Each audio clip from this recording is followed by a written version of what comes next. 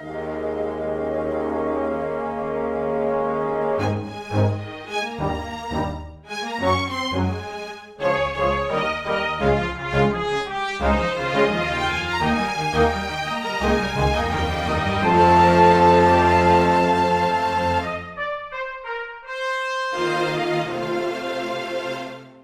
everyone, and welcome to Weekly Manga Recap.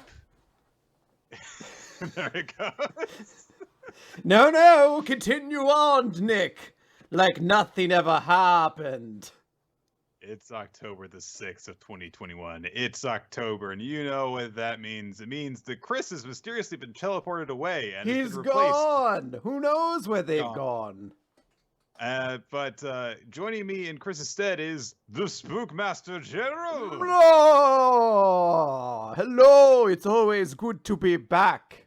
And I have a game for us to play. Like Jigsaw, Nick, there's a key buried in your small intestines. You have to poop it out by eating a lot of laxatives. Okay, it's not really a game, I'm just mean. What's the key to? I don't know. You'll find out. It's coming out one way or the other. I'll be sure to hold on to it when I poop it out. Okay. No. For you see, of course, in the ever-expansive Spookmaster General lore, I reside deep within Chris Larios throughout the other 11 months of the year, and as such, I know a ton about my best friend, or their best friend, Nicholas Freeman. But you know nothing about the Spookmaster General. So we shall... a few things about you. We shall play icebreaker games. I shall ask you questions, and you must provide the answer. That doesn't sound so much like icebreaker as you just forced me to answer questions, but okay. Who is my favorite ninja clan in Naruto? Your favorite ninja clan? Yes. Would it be the Buzumakis? No, fool! It's the Buchiya clan! Oh no! Who could've?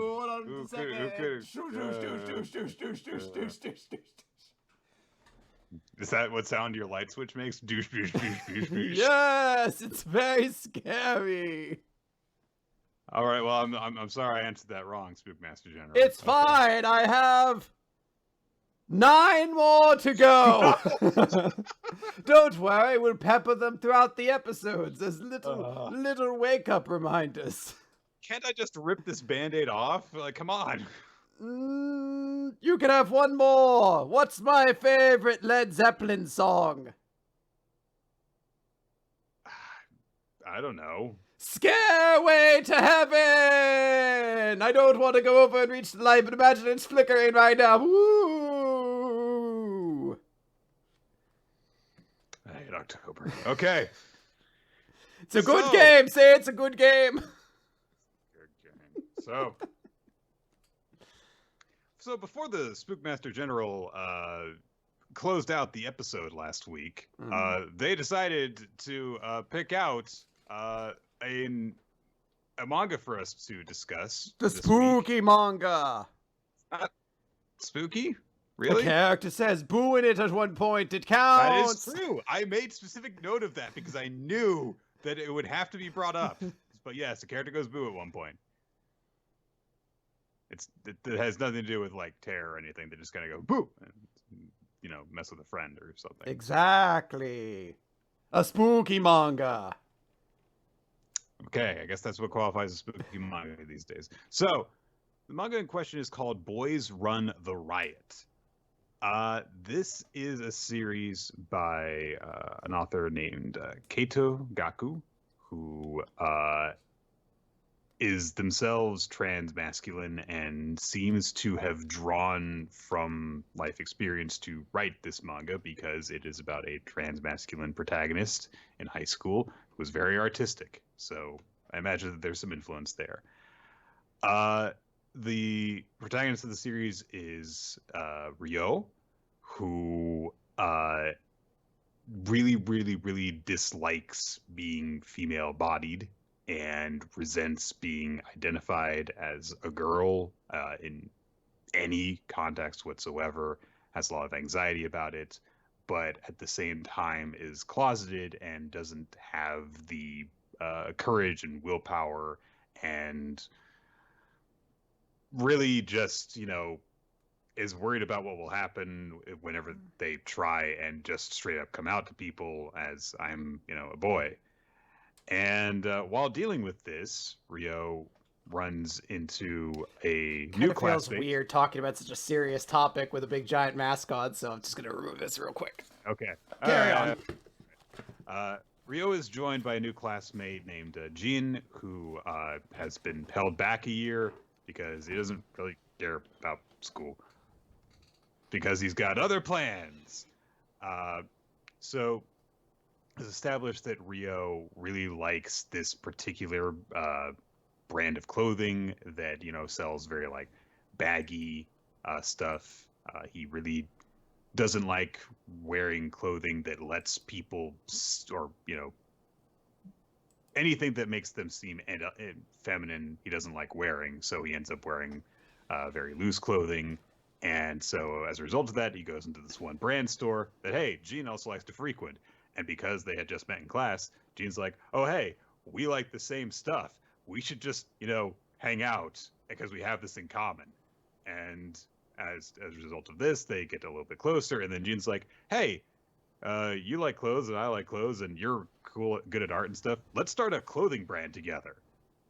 And they're like, yeah, okay. Yeah, I guess so. And the manga is concurrently about them trying to launch this new, very urban brand while dealing with transgender issues as Ryo tries to come to grips with letting people in on who he is, whether it's by his decision or in some cases, unfortunately, not. And, the two of them get closer because Jin's just a really laid back guy and he accepts Ryo for who he is because he's a good friend. And that's kind of the vibe that you really get from the series. In general, there is definitely a lot of reality and a lot of really harsh, hey, it's really tough on LGBTQ people in general. There's a lot more progress that we can make in society.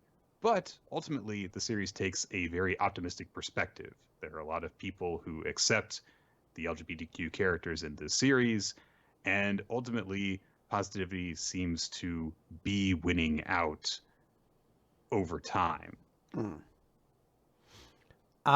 So yeah, it's ultimately sort of, it is a dramatic series. Now, I want to clarify before I guess we say anything. The series is still ongoing.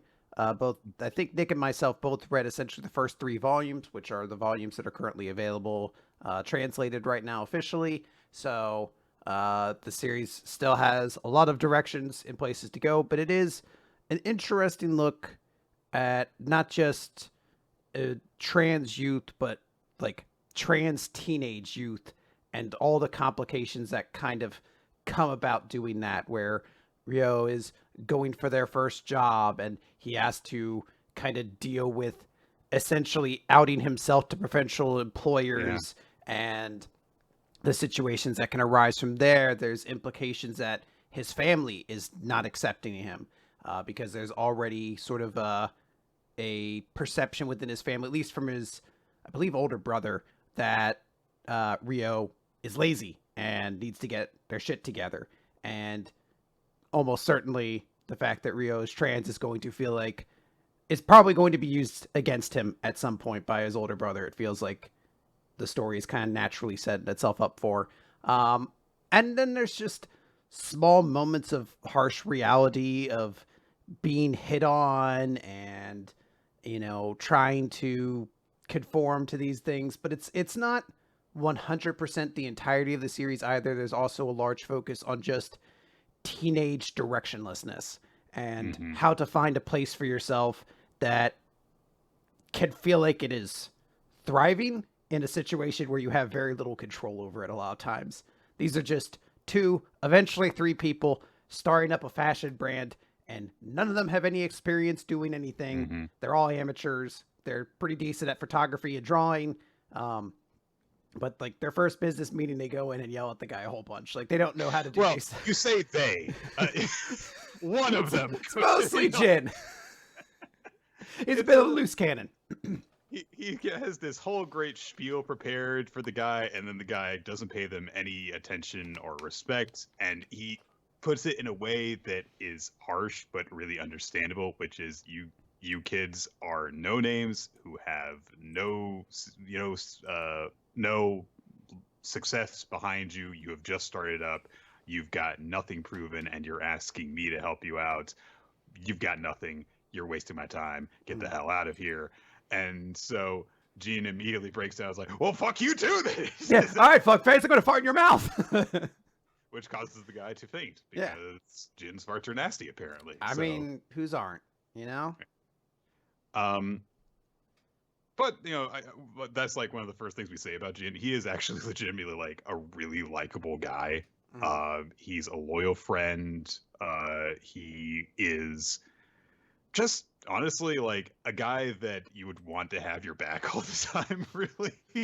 Yeah, he's the dude who will stand by you on pretty much anything. And I do appreciate, I feel like, and my memory might be bad, but I feel like there's also a moment where someone is bad talking Ryo behind his back, and someone says something to Jin like, shouldn't you get involved? And Ryo's like, that's just gonna make things worse for Ryo right now. Like, I'm not gonna start instigating shit on their behalf and make them a bigger target. He has a cool head when it really counts, which is when his friends are at risk. He has no one of the first things that Ryo observes about him is that he seems to have no shame. It's one of the reasons that he's kind of drawn to him is that, oh man, you know, this guy can just, you know, do whatever. You know, he doesn't care that he's, you know, been held back a year. He doesn't care about any of this stuff. And at one point that caused him to also resent him very early on because, you know, the thing that gets him is that Jin's friends from the next year up that he used to be classmates with start talking about the two of them, and they're like, oh, are you just trying to get with her? Are you two going out?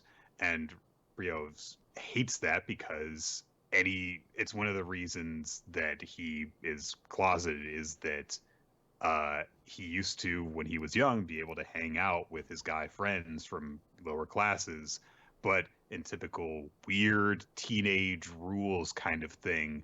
And I would assume that this is more predominant in Japanese culture than it is over here.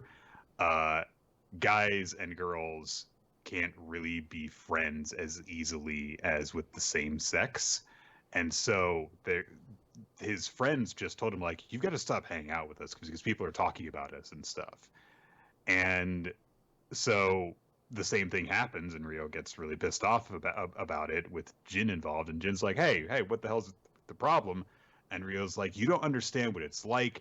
Nothing can happen to you that makes you feel like you can't be yourself, but I can't be myself. And that's when he, you know, explodes out and says, you know, I'm a guy. I know that I look like a girl, but I'm really a guy. And Jin just says, oh, is that it? Why didn't you tell me? And I mean, there are obvious reasons why he didn't say so, but that is just the kind of attitude that Jin has, which is, okay, now that you've told me, yeah, I will never understand how you feel about yourself, and I can never hope to do that if you don't tell me.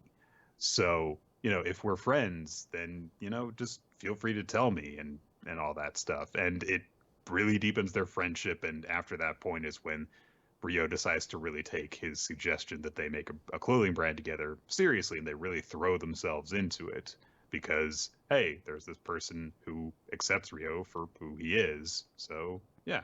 Yeah, it's very interesting in that way.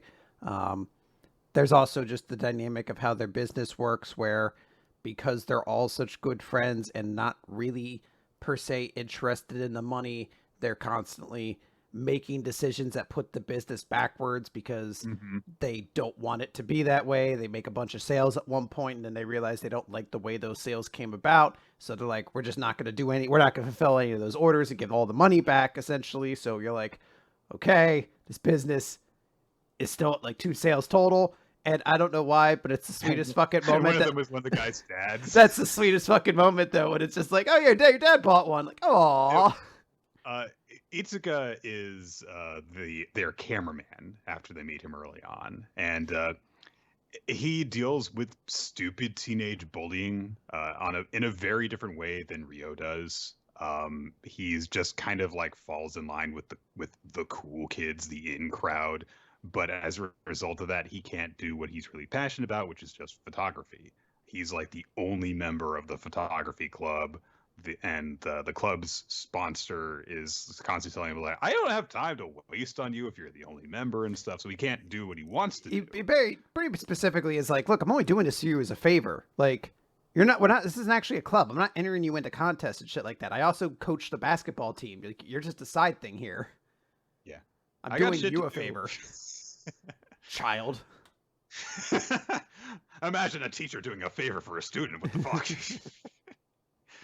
fuck? But the two of them are like, hey, we want to hire you because we don't know what the hell we're doing. We don't know how to advertise the clothes that we're making. So, we wanted, to hire you for your services. And because they take him seriously, he, joins up with them because they actually respect what he wants to do. And so, yeah, the three of them get into stuff, and Itsuga's dad, who apparently his life was ruined because he tried to pursue a career as a photographer doggedly until he just burned out after not being able to find success. He, bizarrely enough, despite Itsuga's perception of him, is just really supportive of his son doing this stuff. He's like, yeah, go have fun. And so, yeah, when they make a company, they sell 3 shirts initially, one of which they can't figure out who for a while. One of which was a bunch of like drunk college kids who thought it was just funny. And one of which is Itsuka's dad. Aw, it's so cute. He's like, I want to help my little boy out. There's a lot of really nice, positive, supportive people and relationships in this. There's a really nice scene involving the guy who bought the initial T-shirt because it has to do with his cousin, who, I don't want to get into every single aspect of this, but he also is an LGBTQ character who has a very different outlook on things than Ryo does. And he has a bit of a crisis of identity, basically in a recent, up to the part that we read, part of the series. And he feels like he's going to push this guy away. And he's just like, oh no, when I found out, like, that you were gay, I did a bunch of research so that I would understand you better. And it's this kind of constant back and forth that you see where, yeah, there are people who are not going to understand if someone is trans, if someone is gay, if someone is bisexual, if someone is gender fluid, all the different sexualities and gender identities that are quote unquote not the right one, not the normal one, not what people are used to. But the thing that the series operates under in terms of its outlook, I forget who says it, but I think it is said person who says he did the research and stuff, is, yeah, there are going to be people who don't understand, but I think that people do want to understand, or most people do at least. And that is more optimistic overall than I am, but I do want to believe that people do want to understand things better. And if people did understand things more, then there would be a lot less difficulty that LGBTQ people face. Because in addition to the actual hatred that a lot of people unfortunately feel towards those groups, that is really bolstered by people's lack of knowledge about the subject. Because the less people understand something, the less that they can care about it. Yeah, there's, I think, a good amount of interesting exploration of queer identities throughout this series that have occurred so far. The one character we kind of haven't really talked about, as you mentioned, Wing, who is sort of like a YouTuber. I won't go into the full detail of her character, but I will say they are a character who starts off one way, and a lot of their character arc is the exploration of how your identity can change and shift over time, and the various feelings that come along with that, the feelings of like guilt and shame, and this sort of even a sense of like betrayal at certain points. And I thought it was a very interesting exploration, and it was much appreciated. It is amusing to me because a like large part of that character's backstory is their cousin giving them a candy bar at one point, and like Yeah. to wake them up in the present, Jin hands the character a candy bar, and it's so hard not to be like, Wing, you're not yourself when you're hungry. Eat a Snickers. Like it's because they legitimately like they eat a candy bar and immediately they start figuring things out. Like, I just wish for that one moment Wing was played by Danny DeVito. It's just like, you get crazy when you're hungry. Eat the Snickers. But What an interesting casting choice that'd be for so much of this series. Hey, kid, I want you to make a clothing brand with me. I accidentally outed you online. I'm sorry. I don't know why I laughed. And I do appreciate there's, as you said, this is mostly a positive story, but it is dramatic. There are characters and relationships that happen that are traumatic to Rio and can be scary. But usually in every single one of those scenarios, there is another character present who is supportive of them. So, for example, Rio eventually gets a job working at sort of like a night bar, and one of his employee or fellow coworkers is someone that they kind of have strife. Like there's a conflict between them. And then another one of them is someone who seems to be very supportive and is trying to kind of better understand him and reach some kind of middle ground. So it's an interesting exploration. I will say it's not as heavy. The second volume does end with Rio getting outed in a YouTube video, which is horrifying to even think about. I said oh shit multiple times while reading this, and yeah, when that happened, I literally put my hands on my head. Like, no, you can't do that. No, it's go. Continue your thought, please. I honestly, the ADD kind of slid in and killed me. But basically, I'll say there are moments that are going to be like, oh my gosh, you're worried for these characters. But I will say it is not an overwhelmingly depressing ride, which is one thing I always kind of worry about. There's sort of a notion that a lot of marginalized groups, when they have stories told, are stories mostly told about the trauma that they are inflicted upon, and they are very sad stories. I will say this one seems to be an optimistic story about discovering yourself, not just with your identity, but also through your passions as well. So I will say that I'm actually pretty excited to continue reading this series. I am as well.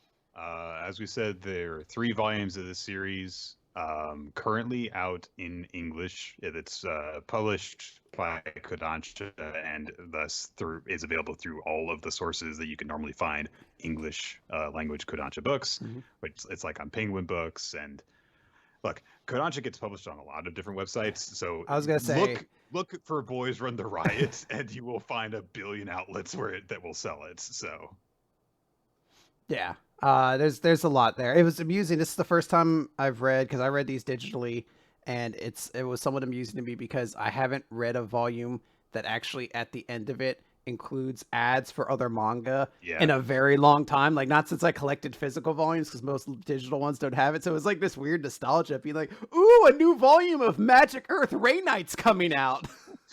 Is it new though? New to us. If I had to look for something to be critical of involving this series, I would say that some of the characterization is very blunt and some of the characters are not very complex. But that said, I think that pretty much every character has a reason for being there, and maybe they aren't very subtle, but they hit hard and they're easy to get behind. Whether they're, a character that fulfills, like, telling us a certain type of experience with coming to grips with being a youth going through something difficult, whether it's being someone who supports them or whether it's someone who provides an antagonistic force. There is one character who is apparently just there to spit out like troll comments that are transphobic and homophobic and stuff like that, and he gets shut down in a really satisfying way. And yes, I know that that's probably not how that would unfold in real life, but I don't fucking care. Fuck that guy. He got what he deserved. The way that certain things are told visually is also incredibly striking. Ryo is an artist, and some of the paintings that he does are incredibly striking because partially the style that they are drawn in, it's so realistic, and this series is, a little bit kind of stretchy and a little bit cartoonish. So it's more striking than if you were to see the art that he draws in the context of real life. There are some scenes that are just incredibly striking in the way that they're portrayed very dramatically. There is a scene where I felt myself tighten up because one character holds another character's hand. And what unfolds from that point is just done incredibly well because the dialogue gets covered up by narration boxes, and it communicates the idea that this person's not even hearing what the person's actually saying because of the thoughts that are racing through their head. It communicates that stuff very well. So this is not just an incredibly important series because there is unfortunately not nearly enough LGBTQ representation in the medium that we choose to cover on this podcast, and this was a great and positive example of it. But also, it's just a very well done series that is striking, it's humorous, it's dramatic, and it's scary sometimes. Scary? Yes, it's scary sometimes. Much like the Spookmaster General. Yeah, sure. There might still be a werewolf in it. We don't know. Okay. So yeah, this was immediately one of my favorite manga that we've covered so far this year, and I cannot recommend it enough. So I mentioned that I'm like deliberately picking really good manga this year to make it super painful for when we do the top 3 of the year. And that's the scariest thing at all. You have to pick between a lot of classics, modern and old. Before we get off of the topic of recommendations, I will tell people that I actually have 2 options for a recommendation for what we're going to talk about next week. I won't tell you what they are. However, I will give people a chance to vote on them. So in the chat right now, and I will do it again at the end of the episode, if you would like to see a scary story for the spooktacular month of October, say spooky, or if you would like to continue the sudden pride theme that we seem to apparently be departing on, say, LGBTQ month. And we can do like a straw poll of that, and then we can do not like a literal straw poll thing. I just want to look at the chat and stuff. Okay. I'm too lazy to set one up. That's why I said it out loud. And then we'll do it again at the end of the episode, and I'll figure out based on both of those what we're going to do. Okay. Now, an important question, Nick. What is my favorite Canadian province?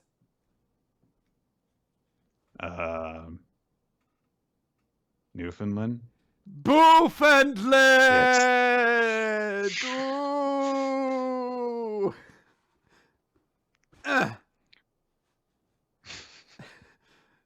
We're back, baby! Okay. Why y'all saying both? I didn't choose one that's both. To my knowledge, maybe one of them is both. There could be a werewolf in both of them. We don't know. Or, the werewolf in one could be gay. I don't know. That'd be progressive as well. Yeah, I guess so.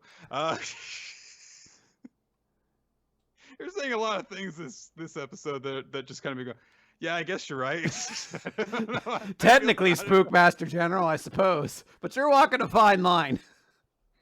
All right.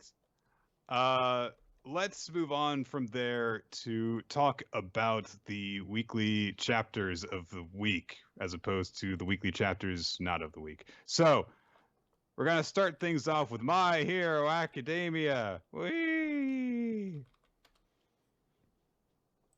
Huzzah. It's chapter number 328. No man is an island. Excuse me? Eryximethys, the slumbering isle from Magic the Gathering, is a gigantic kraken that functions as an island. So I do believe there is one man who is an island, and he is a 12/12 that you have to put counters on, and it's kind of complicated, but I want them to be respected. So the kraken is male, is what you're saying. I have no idea, but it is an island, and I want that to be acknowledged. It's a giant island that swims around, and it's a 12/12. It's also a land. The detail of it that swims around. Well, you can see it in the art. It's like a little dude. He's like swimming around. I'm just like thinking to myself, like the literal card like swims around the playing field. Yeah, I would do that. That's how I play the game. I have Brian Stoutarm. His whole thing is flinging monsters. When I throw a monster at somebody, I actually take the card and I'm like, eh. Like playing with an 8-year-old. I assumed everyone loved it. It's like when I would play with like my little sibling when we were first getting into Yu-Gi-Oh, and they would be like, "Mammoth Graveyard, it guards the graveyard." It's like that's just the flavored text. You do what you want, I guess. No, that's what it says. And I watched the show. I attack the moon and destroy the waves. All your sea monsters are exposed. Go, Dark Magician, blow up all the sea monsters. You know what? I guess that this is not your fault. Also, it was Curse of Dragon that blew up all the sea monsters. That's what you tell them to shut them down. Like, hey, you big dummy, Curse of Dragon did it. You watch the show. You take the cards away from them. And then, like Kaiba, you rip them up or you throw them out like a window into the ocean. I mean, I was like 13 when this happened. I might have done that. So. There you go. We begin this chapter in a flashback to when the Tartarus jailbreak was happening. So we see a bad person running around talking about abducting women, and Stain has a shiv and cuts his throat and kills him. Very necessary scene. I guess it's a way to show Stain is a moral person, but I also think he was just going to kill anybody who rounded that corner. So I guess it's just a way for you to not feel bad that he killed somebody else. I don't know. Like the local priest who comes to try and absolve the prisoners coming out. Oh, I have to get away. Oh, yeah. This dude could have definitely been like, I have to get back to the children's hospital to do the pageant for all the sick children. You call yourself a hero? You don't deserve to. You barely ever wear a cape. I do have one in the pageant, though. Well, now I feel bad. It's part of the costume that the tiniest orphans made for me, using their own tears. Well, I have no tear ducts, so I can't cry any tears for you, dead old man. Great hero stayed away! Yeah, well, you're not All Might, so it sucks to suck. Yeah. Why don't you try being All Might sometime, dickhead? So this happens. Stain immediately realizes that something big is happening, and so he needs to gather information. He goes into a security room, actually probably the same security room that we saw when the jailbreak was happening, and there is a guard who has let go of his machine gun in order to instead clutch something between his arms. And so Stain realizes that this must be very, very important. And however, Stain reaches for it, and the guard goes, "Why grab this and not a weapon?" And Stain's just like, "I require information." And the guard immediately identifies him and realizes, "Wait a minute, you worked with Shigaraki. No, I can't give this to you." And so Stain's like, "Okay, so it's important then." Wink. Yoink. Mine. So he takes it, and the guard says, "Killer, drop it. It's gotta reach the right people must do my duty. And he's got the gun leveled at Stain, but he seems to be wasting time on going instead of, shooting him. He doesn't know how to use a gun. That's the twist of this scene. He was handed one, and they were like, "You know how to use this, right?" And he was like, "Sure, I do." And he just hoped for years it would never be a thing. It's like, look, I'm just the programmer. I don't need to know how to do this, right? He actually just stocks the candy machines. I don't know why they give him a whole uniform and everything. He's like, make sure those boxes get back to Frito's Lays. They've got to reduce their losses. The Cheetos were already full. Bring back the extra Cheetos. Do you have any idea how valuable the cheese dust is? Worth its weight in gold.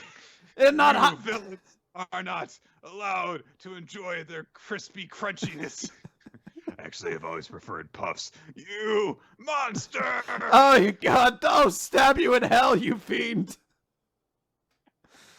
So yeah, Stain kills that dude, and well, doesn't kill him. No, he just lets stuff collapse on him. Yeah. Well, Nick, let's go back to the age-old question: did Batman really kill Ra's al Ghul? Like, he didn't have to save him, but the action of not saving him is just killing him, right? He killed him.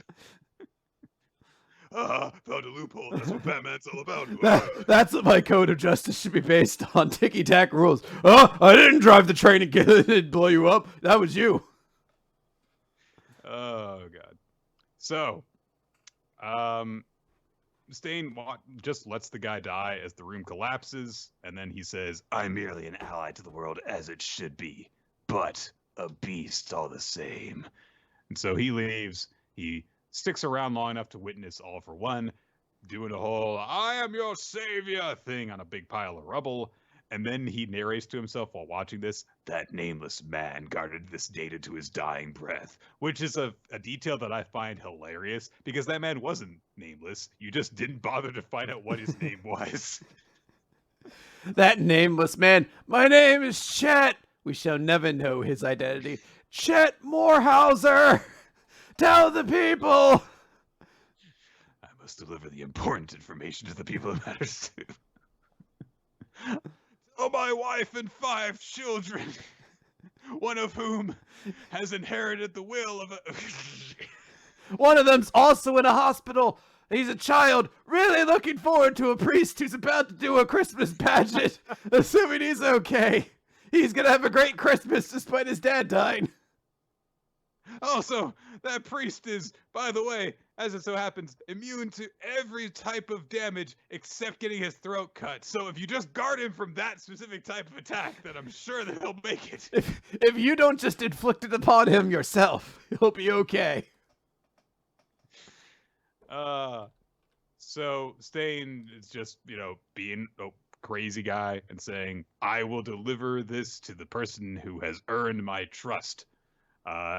Because everything began with you, All Might, obviously. And of course, All Might did the responsible thing, made sure the intel got to Tsukauchi and company so that they could use it. Tsukauchi seems to be getting a little bit more rugged, because I'm pretty sure he was clean-shaven before. It's been a rough time, He's Yeah. got to hang out with Cat Cop, who, has a lot going on. But, every so often every time a sniper comes out, they have to resist the urge to jump into the line of fire because the little red dot comes out. They're like, ooh. Tsukauchi, I don't understand. What's the beers? Oh, I haven't had time to shave. But you've shaved everywhere except that very... Wouldn't it take longer for you to shave that way than to not shave all? No. Naturally goes in this pattern. Shut up, All Might. Yeah. Well, I just want to look cool, okay? I'm not going to take it from somebody who can't grow any facial hair. F you, All Might. All Might's like, fuck you. That was kind of personal. I'm just checking on your well-being. Okay. So... let's move on from there. Oh, right. There's the entire rest of the chapter. They talk about stuff, and there's info dumping and stuff, and I don't know. The cat cop's name is Sansa. Yeah. That's, Yeah. like everyone's favorite Direwolf person. What the name's their family? Stark. There you go. Got it. It all came back to me. Cool. All Might says that the piece of All for One's consciousness inside his quirk works as a conduit for sharing thoughts, and I have experienced the same phenomenon with One for All. But the problem is that it isn't a two-way channel. So he explains the vestige of One for All, or the vestige of me rather in One for All, has access to my thoughts, but I don't have any access to its thoughts, except when I touched Deku, or whenever I was close enough to touch him, whatever my vestige was thinking and feeling kind of flowed into me, sort of. So, if we suppose that All for One can sync to a greater degree than One for All, do we really believe that his real body, locked up 500 meters below sea level, could receive such specific thoughts from the vestige in Shigaraki? Okay. So I'm not gonna lie. So when I first read this chapter, I got to this exact page, and I was like, too many words, and I just stopped reading. I skipped it, and I came back to it like 4 hours later, and then I got to this exact page again, and I was like, God damn it! I know I've been here before, but it's still so many goddamn words. And after finally reading, I was like, there was a lot of words for very little information. The thing is that Shigaraki had established that he could use radio waves to issue commands to the Nomu. And as it turns out, those radio waves also connected him and All for One, and therefore allowed the synchronicity to be more in tune than, having to be in the same room for that to take effect. And so they intercepted a radio message via this, which is how they were able to realize that there was a message that went out, which was make him complete in 38 days. And this cuts their time frame shorter than they had thought, because what they had been researching before made them believe that they would have 2 months before All for One would basically be fully capable of using Shigaraki as a vessel. However, on this new timetable, based off of when that battle and that message went out took place, they instead have 3 days. So, hey, the timetable's moving up. Uh-oh. That's what all that information is for, is just to tell you this is how we know this. It's really not important yet. Maybe it will come up in a different form, like, oh, we're still intercepting radio messages and stuff like that, but otherwise it's just, the timetable's moved up. That's it. So we cut to the UN building.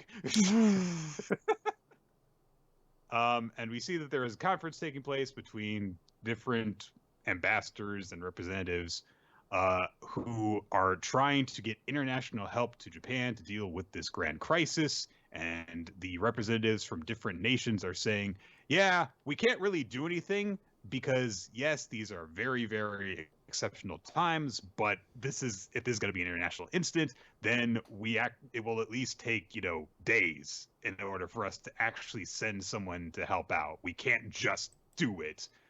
And we see stereotypes. The Egyptian hero, an Egyptian hieroglyph man. I forget. They actually named this like Papyrus or something like that, and their power. Salam, is that it? Yeah, and they're like Powers Papyrus. They're basically a 2-dimensional hero. I forget what they revealed these ones for, like a movie or something like that. Possibly. I mean, the new movie, it does take place in like Europe, I think. So, like Spider-Man, No Way or Far From Home.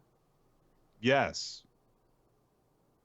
Mysterio, Nick. He's the best. Yeah, was half of a good movie. And half of a really good movie. Yeah, and then the other half makes you question why you sat in the theater to get to that point. Also, there's this lion-looking guy called Big Red Dot, which I don't really see the connection, but okay. Unless he chases the Big Red Dot. I assume he's the British hero. He's like, oi, who is a hero? Big Red Dot. What's the dot? I don't know. Boy, he's a big lion. And then we learn from the American UN representative that, so our number one hero's already left. because she just decided not to wait anymore and just skipped out and flew away. Oh, people say it's Singapore because it's referred to as little red dot on the map. Thank you. Floking around and Ted are alive too. Okay then. And so... I just thought he was British because lions are on their flags and shit, I feel like. But I might just be thinking of fictional nations in things that are most supposed to be representative of England. It may have been in like a Yu-Gi-Oh game with like the fictional England kingdom or something like that. And I'm like, yeah, it's all the same, right? All right. Nick, who's the new hero we get introduced to? Girl Might. Look, her hair and eyes look exactly like All Might's, basically. Yeah. Well, she's the America's #1 hero, so she's going to be drawn in American comic book style. I can't think of a single comic book character who looks like this. Her name is Star and Stripe, which is okay. If you're going to go for America the hero, not bad. So I hate it. I was like, doesn't make sense. What, she represents one state and one original colony? Why is it not Stars and Stripes? Because she's only one person. But she's named after the flag. And the flag, everything means something. I like to think she just represents like North Dakota. And she's just like, fuck all the other states. She only solves problems that go on there. But North Dakota's not one of the original colonies.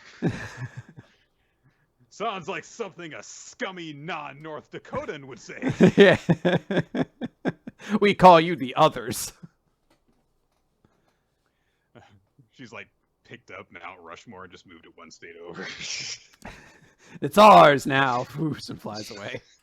All the monuments are ours now. She's just Carmen Sandiego. She just started stealing national monuments and bringing them to North Dakota so someone feels like there's a reason to go there.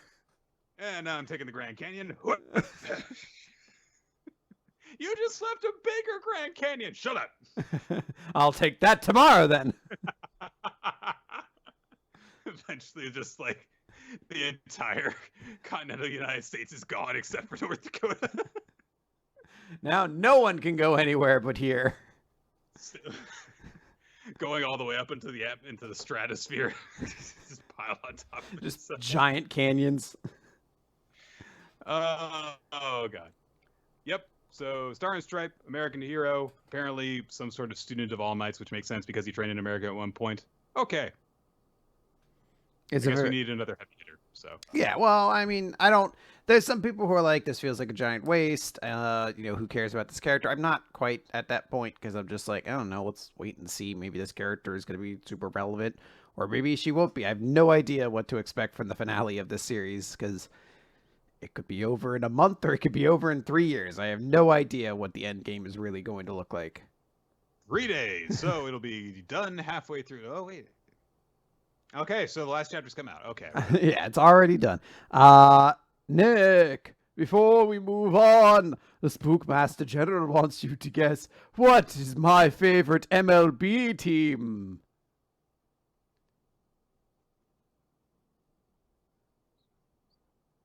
Is it the Yankees? No, it's the Milwaukee Brewers. I would have also accepted the Baltimore Orioles. There's so many. Never mind. How dare you talk disrespectfully to my favorite baseball teams? I love all of them. Now, don't make me name a player from either of them, because that would be rude. Not in my month. Oh, man, it sure was great when Orioles pitcher Shmegi Shmakakin got that no-hitter last week, huh? That Japanese guy is on one of those teams, I think. Oh, he's not.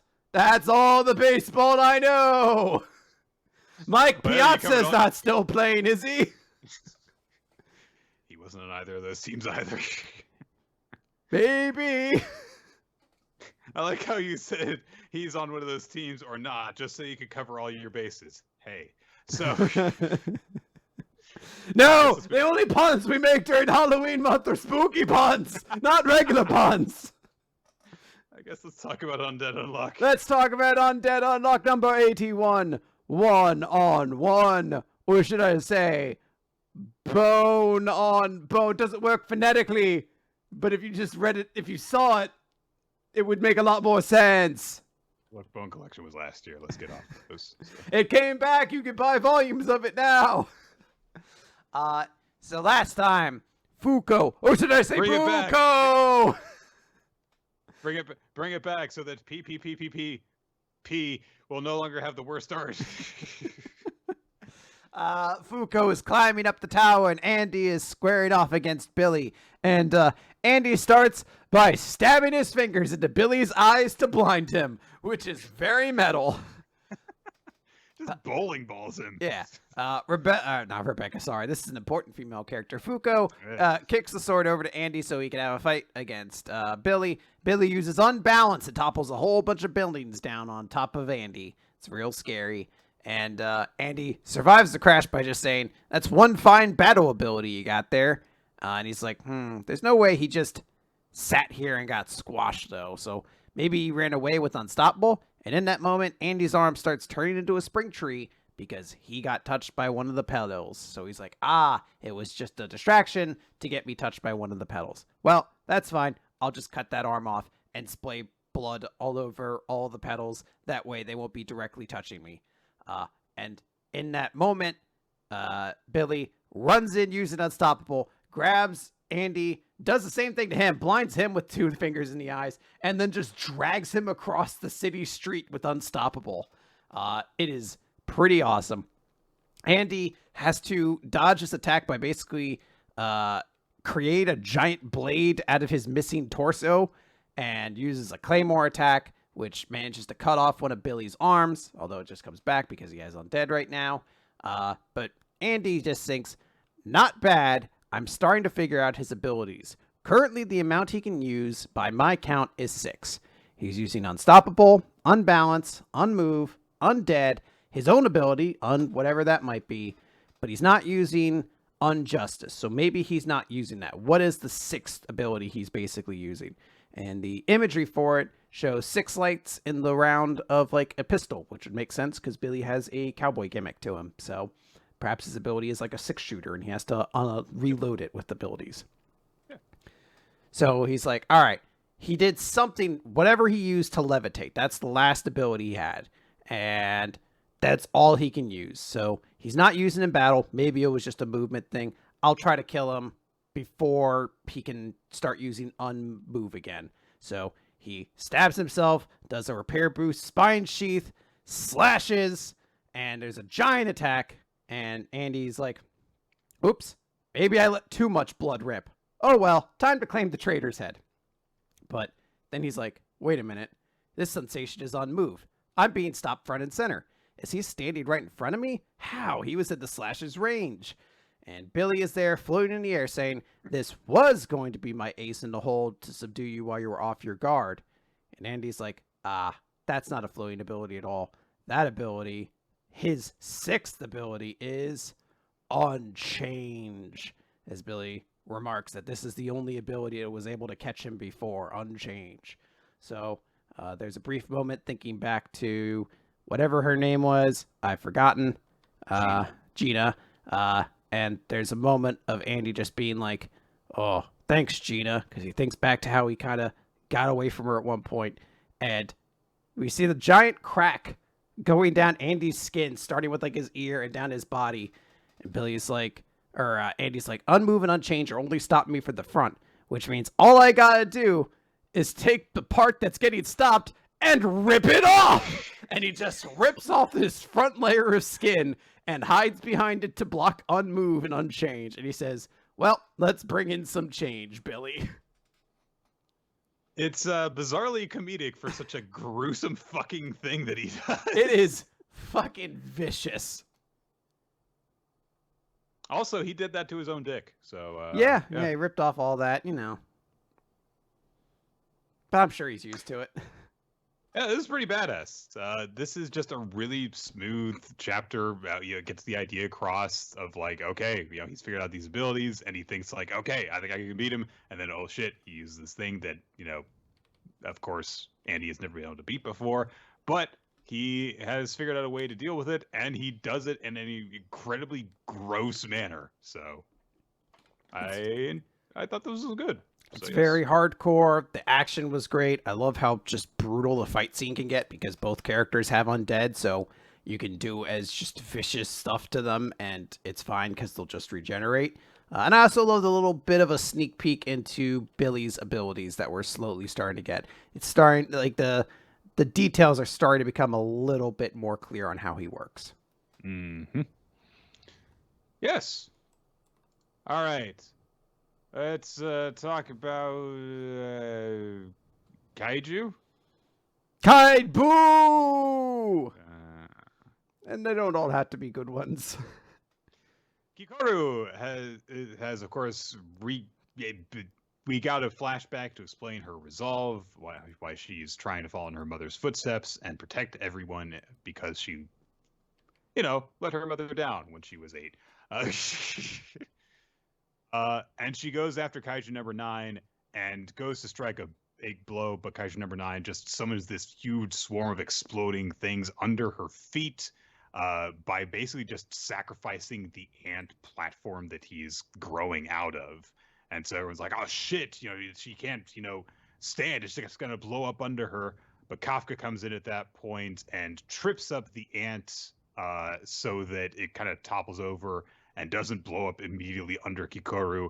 Kikoru uses her axe and uses Dharma Dropper, a new technique we haven't seen her use before, which just completely carves up Kaiju number 9 into about 6 layers, cutting through it horizontally. And she signals over to Kafka because, of course, this is his chance now that Kaiju number 9 clearly can't disable his Kaiju transformation powers at this point. And so Kafka's like, all right, time to do it. I can seal the deal right here. But as he goes to do so, he just gets this vision of this huge, monstrous creature emerging behind him, seemingly the true form of Kaiju number 8. And then he experiences a vision of himself in the full monster form he used against Isao, goring Kikoru through the stomach and viciously killing her. And the scene that is apparently unfolded in this vision of him going berserk as Kaiju number 8, he's killed apparently everyone close to him. It looks like Mina is there. It looks like oh gosh, I've forgotten his buddy's name. Reno? Yes, one of the characters. Pretty much everyone that he has had any ties to is just kind of laying around him in corpses. And then the transformation disperses, and it just leaves Kafka with his hands covered in his friend's blood. And so, of course, the transformation fails.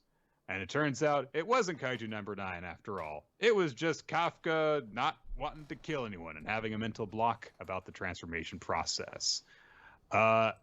Unfortunately, this leaves both him and Kikoru in a big bind. As more explodey bullets go off as Kaiju number 9 just immediately recovers and makes more attacks. Kafka is wounded by several bullets going into his body, and Kikuru's axe is just completely shattered. Yay! Yeah.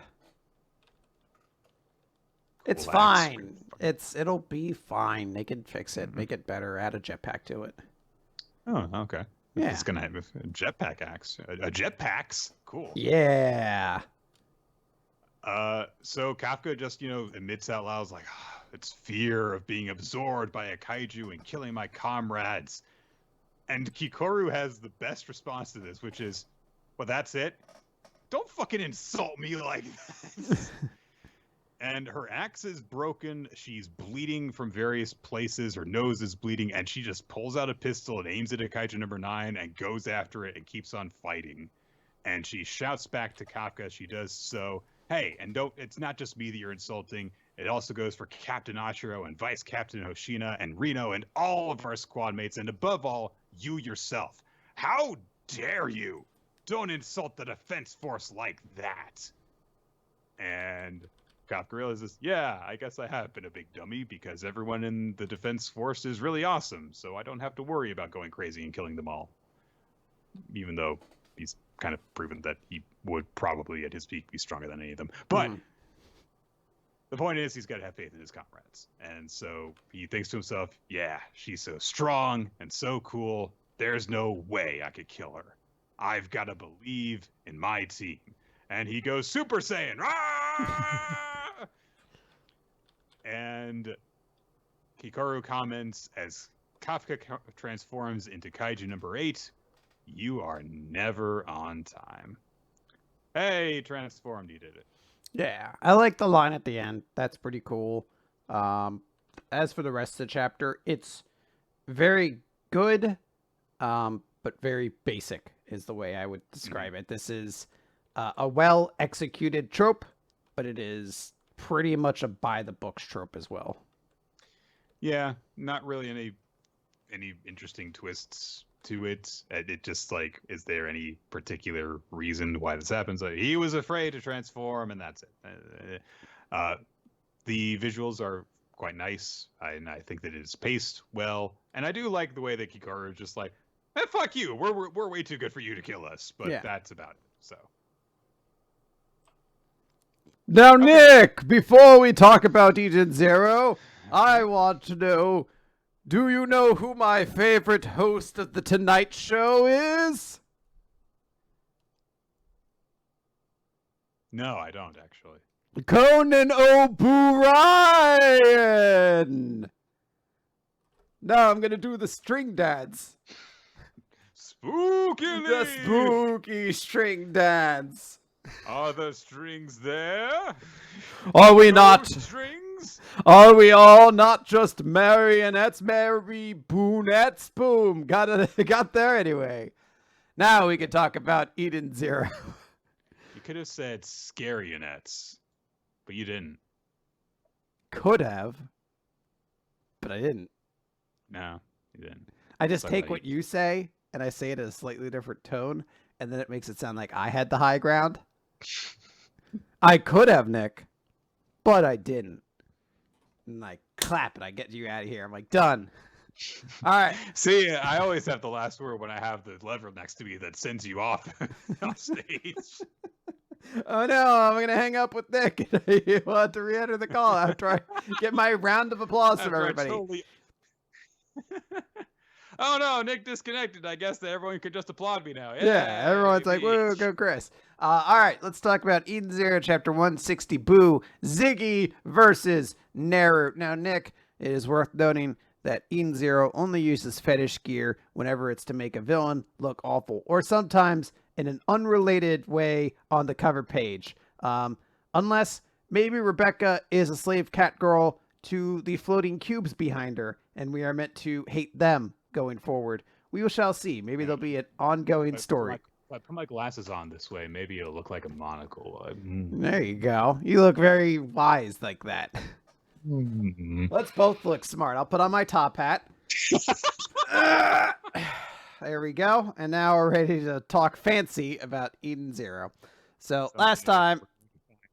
top hat that actually works together with the headphones somehow.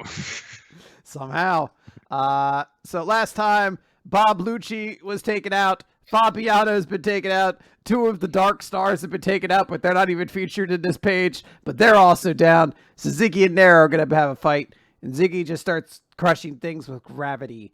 And Nero is like, the planet on which I stand may perish. My empire may cease to exist, but you will never defeat me. And he uses the dice in the way we always assumed we would, by shooting them like missiles through Nero or through Ziggy. And Ziggy tries to use his gravity on the dice, and they go back and shoot him. And he's like, your dice aren't affected by my gravity. And Nero explains that the Empire dice are not a ranged weapon. They are a relic that assures victory. And Ziggy's like, those... Yeah, but you're using them as a ranged weapon, though. But they're not a ranged weapon, though, is what he's saying. But you use them as a ranged weapon. Now, if we're going to be particular about this, are they being used in a ranged way? Yes. Are they being used as a weapon? Obviously. Would they be considered a ranged weapon? Totally. Is it a ranged weapon? Absolutely not. They're relics that assure his victory. So Ziggy's like, those dice come from Mother. This is presumably our introduction to these things now. You know what? Actually, sorry. The fact that he's wielding dice and different kinds of sided dice, as one would see in like tabletop gaming, makes me think that the explanation here is exactly like how someone would try and use this relic with like a weapon roll for damage, but then say, no, you can't use the disarm technique on me because it's not a weapon. See, Yeah. I just get to use weapon rolls for damage. Yeah, it's very different. I figured out a Reddit build, and now I do 200 damage a turn at level 1. He just notes, yes, the dice are one of these relics. I simply obey the eyes of the dice, and I will always triumph. My victories come at a price, though. The lives of my friends, my family, my people, all who were once on my side have faded. Nevertheless, I have always been victorious. Such is the power of the Emperor dice. And Ziggy's like, this is stupid. You're stupid. He basically uses his gravity to throw a spaceship at Nero, and Nero looks surprised. And in my mind, he was just like, stupid dice didn't tell me he was going to throw a spaceship at me. And then Ziggy punches him in the face. And I'd like to think Nero is just like, the dice said you were going to punch me in the face. You didn't punch me in the face. The dice said I should throw my face into your punch. It will guarantee you my victory. They have a conflict. They clash. Nero just keeps noting, the greater the price, the more certain the victory. Today I will lose my empire, but that is the price I must pay to kill you. And there's a big aura surrounding his fist. And Ziggy has lost like part of his face. It's just like, when did you get behind me? Were you hiding your Ether Gear's power? And then we cut away back to Nero 66, where Shura and Shiki are fighting. And Shura is just continuing his, I'm so excited that I get to kill everybody. Shiki's like, but that's your dad. He's like, no. He has the lucky charm to promise his absolute victory, but I'm going to kill all of them. I don't care. There is a moment of Shiki being like, how can you treat life so lightly? And he's like, it is light, aside from mine anyway. And Shiki's like, no, it's not. Every life carries victory. So Shura summons all of the panels from the floor and tries to smack Shiki with it, and then just kicks him into the ceiling and launches him upwards. There's kind of a cool sequence of action as he like kind of gets shot up through the floors and like slides against a wall at one point. But Shura eventually is just like, what about me? Does my life carry weight in your mind? I did a lot of damage to that robot of yours. And then I don't know why, his cheeks puff out as he talks very excitedly about how he wanted to treat her as his pet and give her walkies if there had been more time. And shove a bomb up a butt. I just like, it's like going to see a Metallica show and they don't play Enter the Sandman. Like, what the fuck, dude? Play the goddamn song everyone wants you to fucking play at this point. I can't believe he didn't say a bomb in the rectum line. Real big bummer. Also, I don't know why his cheeks now are... let's all watch the anti-Napster video we made in 2000. We're going to close the show off with that. Like, they start playing the bass line, and then it suddenly cuts, and you have to watch all their anti-Napster propaganda. Like, Napster isn't even around anymore. What's the point of this? That's how much we hate Napster. This battle was never done. This blood feud will never end with us. So yeah, his cheeks are puffed out in a scene that I think is meant to make him look comedic and stupid, but he's currently winning the fight. So you would assume you would want to make him look dramatic and serious in this moment, but we don't. Whatever. He then immediately turns and looks intimidating because he's like, the all-link system's going to activate any minute now and all the robots are going to die. So Shiki activates overdrive and dashes up and punches Shura, but Shura blocks it. And he's like, oh, I didn't know you could overdrive. If that's how this is going to be, then I'll activate my overdrive. And now it's just a boring old fight to the death. And his overdrive form gives him a bunch of tentacles to kind of resemble dreadlocks. I feel like Drac and Joe looked a lot like this. Without the tentacle part, but with like giant dreadlocks. I mean, the point is that he's supposed to look like his dad. Yeah. With the, but I do see your point, yes. Nick, what do you feel about this design? At least it's more distinct. There you go. And then he immediately is like, don't underestimate my gravity. And then Shura does something. It is not clear what he does. Shiki goes, gah, ugh, and starts bleeding, I think. I don't know if Shora crushed his skull or just gave him a bad migraine or if he shot something into him. It is... Well, let's see if we can figure it out from the sound effect. Womp. Mhm. Womp. Mhm, mhm. All right. So there's only one thing I know of that can possibly make that sound. What's that? Well, I can't tell you because then it would ruin the sound. I'll find out next week then. That's right. And no matter what the answer is, I'll be like, Nick was right all along. There's so two things I have to say about this chapter. Neither of them good. First is Nero's ability is lazy. What's your ability? It's, I win. Okay. So I just win. That's my power. I win. I also don't understand how he built an empire when apparently he has to, have a Pyrrhic victory with every victory of his. If he has to give something up every single time that he wins, that doesn't really make sense. How do you actually obtain things? He wins the war, but the people around him suffer as a result. He's like King Midas, Nick. Everything turns to gold, and all he's left is the food that tastes like ash in his mouth or something like. I'm mixing characters at this point. A little bit. But the point is, he's a bad guy. My second point is this chapter ends on a really weird note because it's not framed in a way of like, oh my god, Shiki's going to lose. It's, what the fuck did Shura do to him? what happened? People in the chat are saying that he blew up his eyeballs. But it's like, I can kind of see that, but it's still so hard to decipher that actually, because you don't actually, like, it feels like it should be a much bigger moment when the shot's in silhouette. It's just a shot in his upper forehead, which again, I was like, I mean, if his gravity's that strong, why doesn't he just explode his brain? And also, I mean, like, the after image that we get is not all that impactful. It feels like there should be one more page after this where we just have Shiki just going, or something like that, and there would be, something to leave off the chapter on a very dramatic and frightening note. But no, it's just Shiki going, oh, that hurt. Ouch. That's kind of, yeah. It's a interesting kind of end to the chapter in that it feels like there should be a big moment, but it's not really treated very much as such. And the fight between Ziggy and Nero is, I suppose, more exciting, but is also just very dumb at the same time. It will always amuse me that Ziggy's character seems to be just finding this entire world and everyone in it to be so obnoxious and annoying. Like, every time a character starts to explain something to him, that he's just like, this is stupid. This sucks. I hate this. You suck. Everything you're saying is boring to me. Yeah. I mean, he is quickly becoming my favorite character. Oh, yeah. Because he just, this is stupid. Everything about this is dumb, and I hate you. I'm going to kill you now because you're stupid. All right.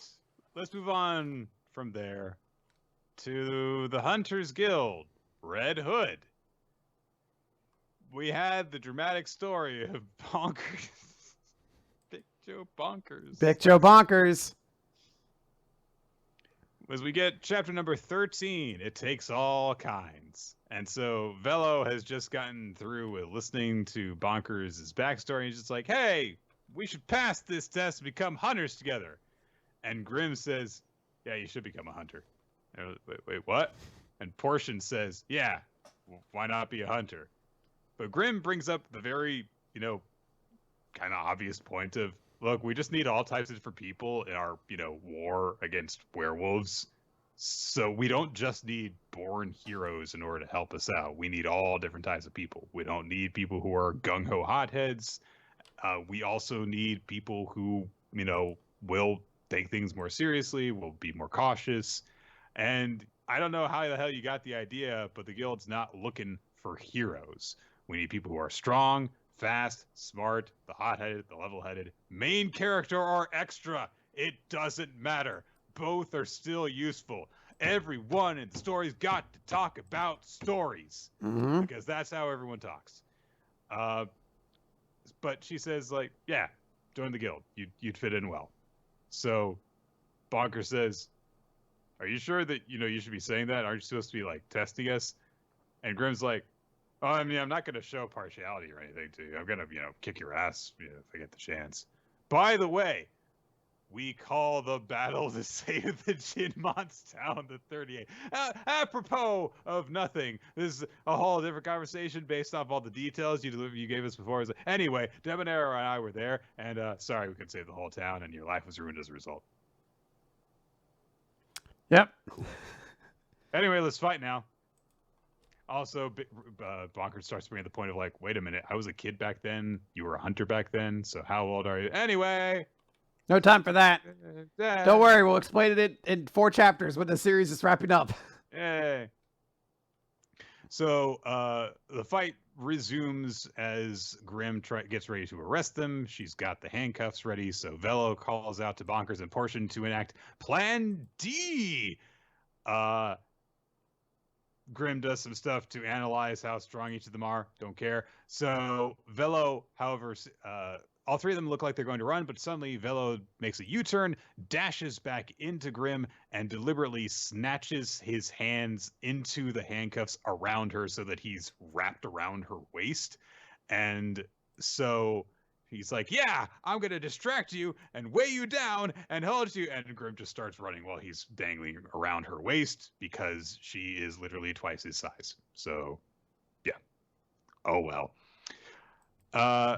Portion tosses a grappling hook-ish thing, which snags Velo around the ankle, and then Bonkers grabs her, and they dive out the window, and they use Grimm as an anchor to swing into a lower deck.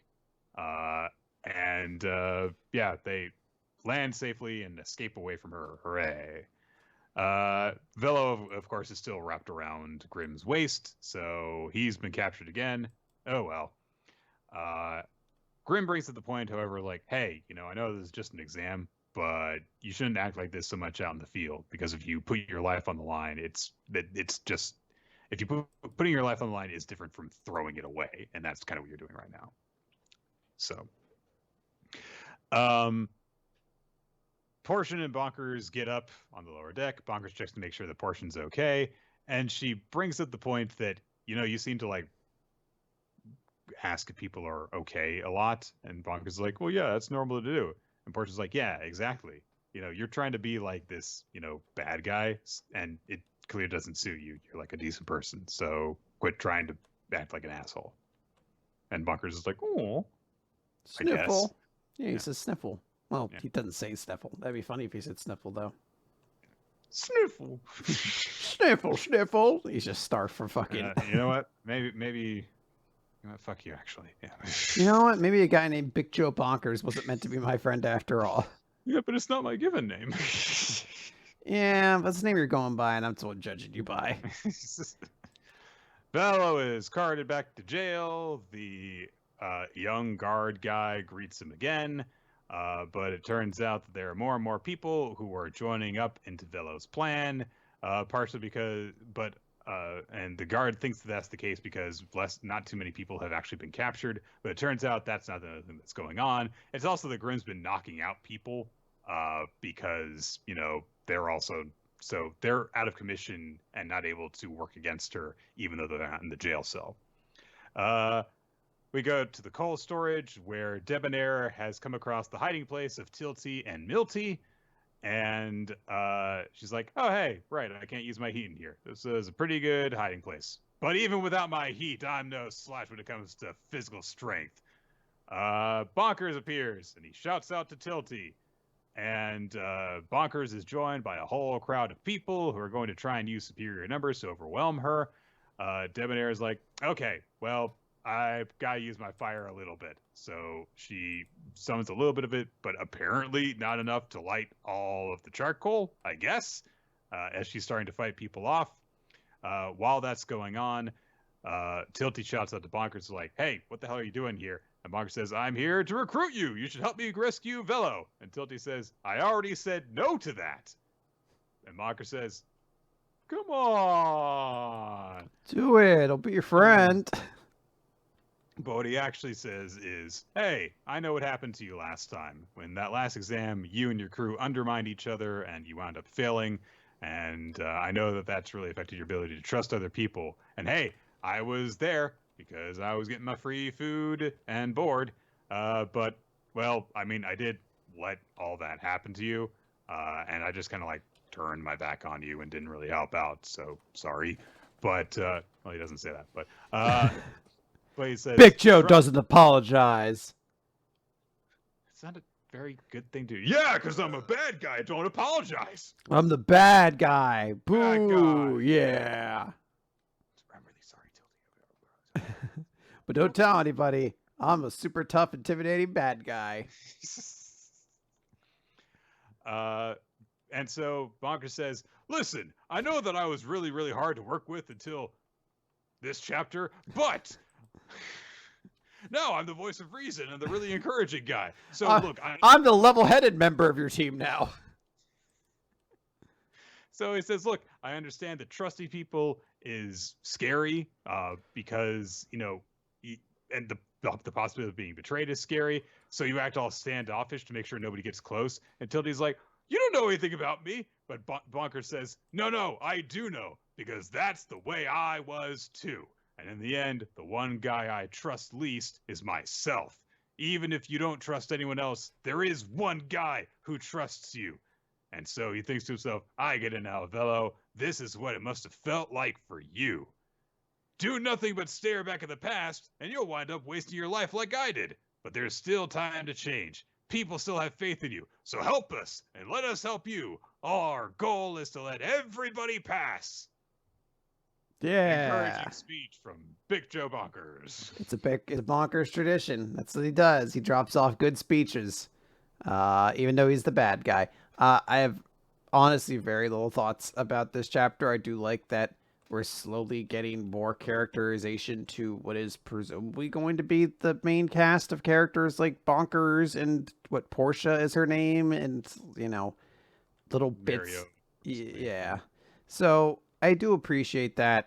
I think this series, though, may have already hit the point of, I know this is going to be ending soon, most likely.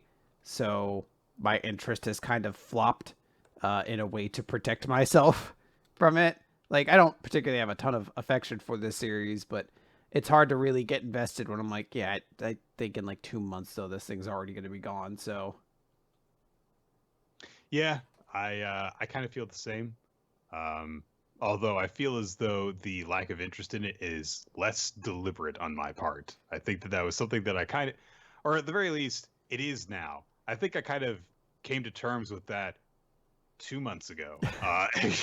And so I've just kind of been riding it out since. So, but yeah, I don't really have a whole lot of interest in this. It is kind of weird to see the turns that it is taken in terms of who's getting focused on.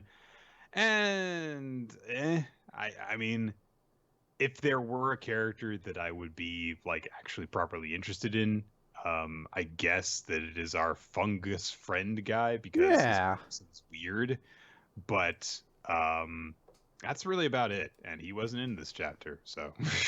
I kind of like the way they're building up those side characters. It's just one of those things of, I don't think this series is the exam's going to end or all going to pass. And I feel like the chapter of the series is going to end or something like that. Like, I don't think we're going to get to see those characters go on more adventures. So it's like, oh, I'm not going to really get super invested. Not like the series that is definitely going to keep running, Nick. I mean, it's not time to talk about that yet, but Is it not? All right. Yeah. Magu-chan's technically still in a recap. You just part of you just blocks it out still. Yeah. It's like, oh, it's clearly been canceled, Yeah, right? it's gone, right? It's just that every week I just see 6 panels of the Putaku doing something cool, and that's it, right? Magu-chan, God of Destruction, Chapter 61, A Destructive Luncheon. this chapter features all of the gods that have appeared thus far in their little chibi forms, including Muskar, which means we get colorful chibi Muskar for the first time in color. So, all right. Yeah. We begin at Ruru's home. She has just made a Magu-chan themed bento. And oh, doesn't it look all delightful and nicely themed and stuff with the eyes and the takoyaki looking stuff. Not takoyaki, octopus things though. Probably not actually takoyaki. So Magu looks at it after she's like, "Hey, look, it looks like you, right?" And of course, he misinterprets what it is because he's Magu-chan and he has the mind of a child. And so he's like, "It is a sacred carving in my image." And so he thinks this is great, of course. And Ruru rather explains to Magu that the crew decided to all bring in their own lunches today. So she's like, "Yeah, I have a hard time waking up early. So I decided to make it the night before so that I can go to bed." And so she goes to do that while Magu is playing Switch because, of course, He didn't destroy it, so that's actually a pretty good sign of progress for him. that is true. He actually does just seem to be playing the game properly. So, but Ruru has a really difficult time waking up the next day, and she's gonna be late for school. She does not put a piece of toast in her mouth, so I will give this series all the credit in the world for avoiding that. However, she does leave her bento behind. Uh-oh. Uh-oh. Magu sees this and is just like, "Oh, that foolish, lowly human." Ruru makes it to school in time, but she forgot her lunch and she realizes it, and she's so disturbed by this that her soul starts to leave her body because That's a real reality. I would do that, yeah, not like that's gonna suck going that long without food when you're a kid like that. Yeah, but fortunately, Magu is on the case, and he decides to hand deliver Ruru's lunch in a box, which the way that he refers to the lunch box is great every time because it's just done in a very Magu way. He does very quickly say a thing to explain why BS is not in this chapter, which is that he has to be gentle with the lunch, and BS would run too hard, basically.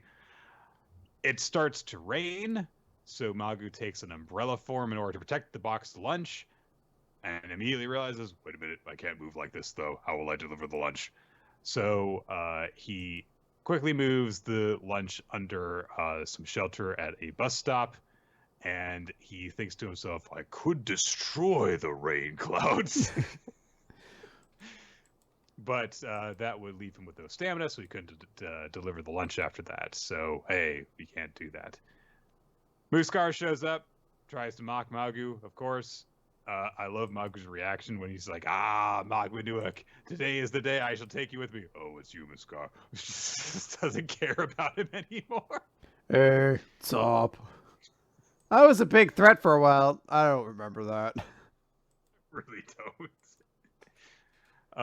But Magu realizes that, hey, Muskar's got the fate adjustment thing, so he can get rid of the rain that way. And Muskar is like, oh, you're relying on me. Yes, of course I can do such a simple thing. Now that you're relying on my ability, together acknowledge me. Where did he go? And he just... Magu catches a ride on the next bus to get a quick shortcut into town. And so he believes that he will be at the school shortly, but... oh no, there's construction going on, and there is a jackhammer, an enshrouded being who bores into the earth in his way that is causing all sorts of vibrations, and he decides that this will damage the lunch if he gets close, so he's got to take a roundabout way. And he bumps into Nabutaku! Boo-boo-to-boo! Sounded like a 2-year-old saying, Boo-boo-to-boo! Boo-boo-to-boo! My favorite character. Nabutaku gets upset at Magu for bumping into him, and immediately Magu's just like, "Be gone!" And he's going to blow him up for bumping into him. But instead, Nabutaku changes gears and is just like, "What's going on? Why are you here? Where are you going? What's going on?" And he starts like he just like what's weird is he starts asking those questions and then doesn't wait for an answer and just starts talking about what he's doing instead. Because he's the best character and I care about what he's doing. And he just said, "Hey, I'm all about trying food from different places now, and there's these things called croquettes, which are cheap and delicious." Oh, he's so happy. He's just chomping down on some croquettes. So Nabutuku asks one more question, however, that Magu does see fit to answer, which is, "What's that thing on your head?" And Magu says, "It is a lunch in a box, a masterpiece created by my disciple." And oh no, he said it's food, and Nabutuku's all about food. Nabutuku wants to see. He definitely doesn't want to eat it himself. Oh, he tries to eat it himself. Never mind. So Magu blasts him away with his eye beams. But this, of course, brings up the problem that he had brought up before, which is that he's expended energy on having to use his eye beams, and so he's left without stamina. He's dragging himself across the road, thinking, "Okay, the school is just ahead. She is waiting for me just ahead. Wait a minute, where am I?" And oh no, Magu got lost. Aww. So he looks around and realizes that he has taken a wrong turn, and he happens to see over a fence that the school is like on the down on in the valley below the hill that he is on. So he's thinking, I do not have the time to reach it in this small form. Wait, offerings with which to replenish my flesh are right here. If I eat the food, my body will temporarily be able to recover enough to launch me into the sky. If I just eat her boxed lunch. But oh, he thinks about how proud Ruru was of making the lunch. And so he gets an idea. And he starts to unwrap the boxed lunch. And then we cut to Ruru. And Ruru, of course, is hungry. And she doesn't have her lunch. And Ren's like, "Oh, hey, well, I'll split my lunch with you." And Ruru apologizes. And Izuma says, "I'll split mine with you too. I've got plenty." And we cut over to his bento, which is just wrapped around this giant slab of meat. It's a giant piece of meat with a bone sticking through it that's been like rubber band around a bento. It might be the funniest thing Daenerys is responsible for, honestly. She didn't directly say it, but she did make it, so maybe it's all turnaround for her. But even so, even though she's got her boys who are willing to help her out because she's got good friends, she's really upset because she spent all that time making her Magu-chan bento. But then Izuma senses an evil presence, and everyone looks out the window towards the horizon, where Magu is coming. He has crafted himself into a helicopter/parachute for the bento to carry it across the valley and deliver it by air to Ruru. And then immediately he completely melts apart and is exhausted. And he just says, "You forgot something, foolish human." And Ruru, of course, is very touched that Magu brought her boxed lunch. So she says, "Oh, you went through all this trouble for me." And Magu says, "No, it was not for you. This boxed lunch captures my power in its relief, and I delivered it to you." And then he opens up the bento, and it's been completely destroyed after all of the different travels that he was on. And so he is completely distraught because my magnificent portrait has been destroyed. But Ruru doesn't care, and she just starts digging in and says, "Thanks for bringing it. It's the best boxed lunch ever." And Magu is confused by this, because his appearance did not matter. "Oh well, as long as my disciple is pleased, then I suppose I can live with that." There you go. This is a sweet little chapter. Nice little twist on the first errand tradition that you sometimes see represented in stories, especially slice of life stuff like this. And hey, it featured minimal Uneris, and she was actually funny. So hey, was this the best Uneris chapter ever? I gotta say, with that logic. Now, Nick. What's going on? What is my favorite piece of lingerie? Is it a boo-rah? No, stupid. It's the gargoyle. but Boo-Ra is pretty good to Gargoyle, Gargoyle. Oh, okay. No, you got it. Ravish me in praise. Ravish you in praise. Lavish, whatever. You're just gonna like get up on you. It's like, oh, you're so good. That works too. Whatever. Make a Spookmaster General feel good. God. I worked so hard on that one. All right, we've done the pun. Okay. All right, now let's talk about Peter Piper picked a peck of pickled peppers, Chapter 3, Dadamon Battle. Yes. Man. Okay. So, last chapter, Lucky found out that his mom doesn't have very much time to live, and also he was proposed sensei to try and become his student by getting in a playing contest with Furusu on the piano. Yeah, he didn't actually bring up the stuff that he had learned about his mom to his mom because he just wanted to, keep talking with her and not upset her and all that stuff. Their task between Furusu and Lucky is to play Pavane por un infante defunte. I did not pronounce that correctly because I don't know fucking French. And it's a very complex piece, I guess, and Lucky doesn't seem to understand it at all. And he's like, oh my God, if I can't play this any better than Furusu, then I'm not gonna, have this teacher help me out, and I'm gonna get kicked out of school, and I'm not gonna be able to become a pianist. I can't let that happen.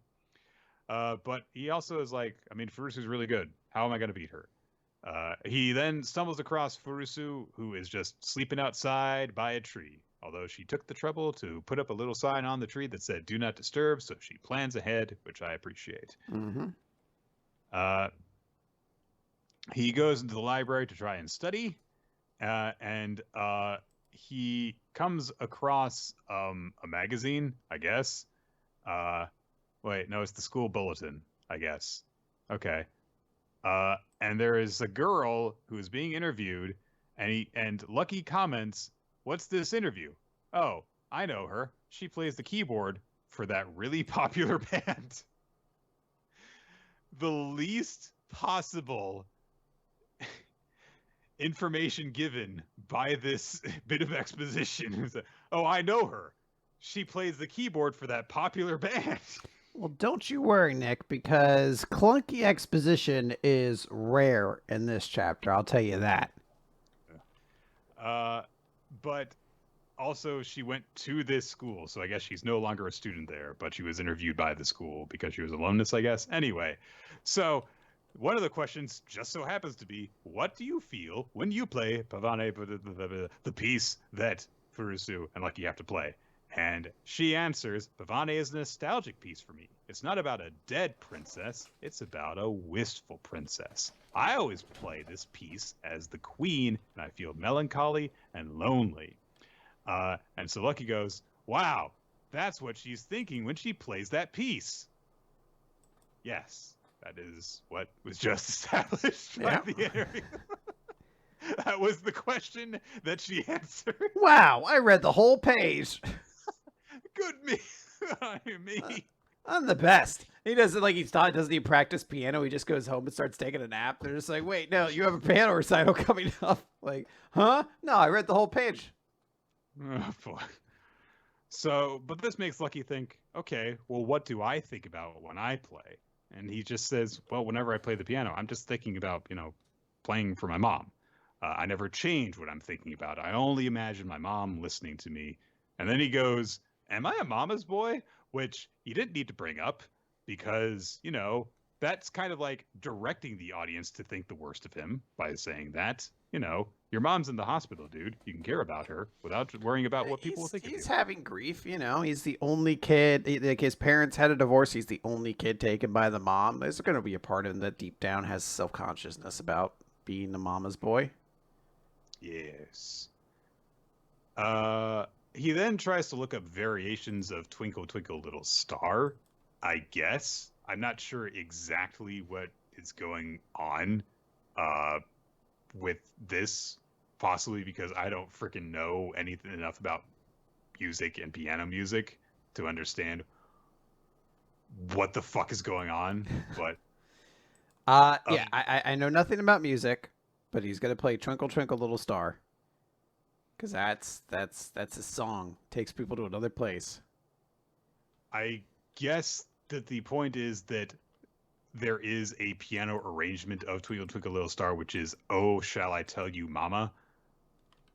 kind of in French, which is on the piano, which I guess is why it works with that piece.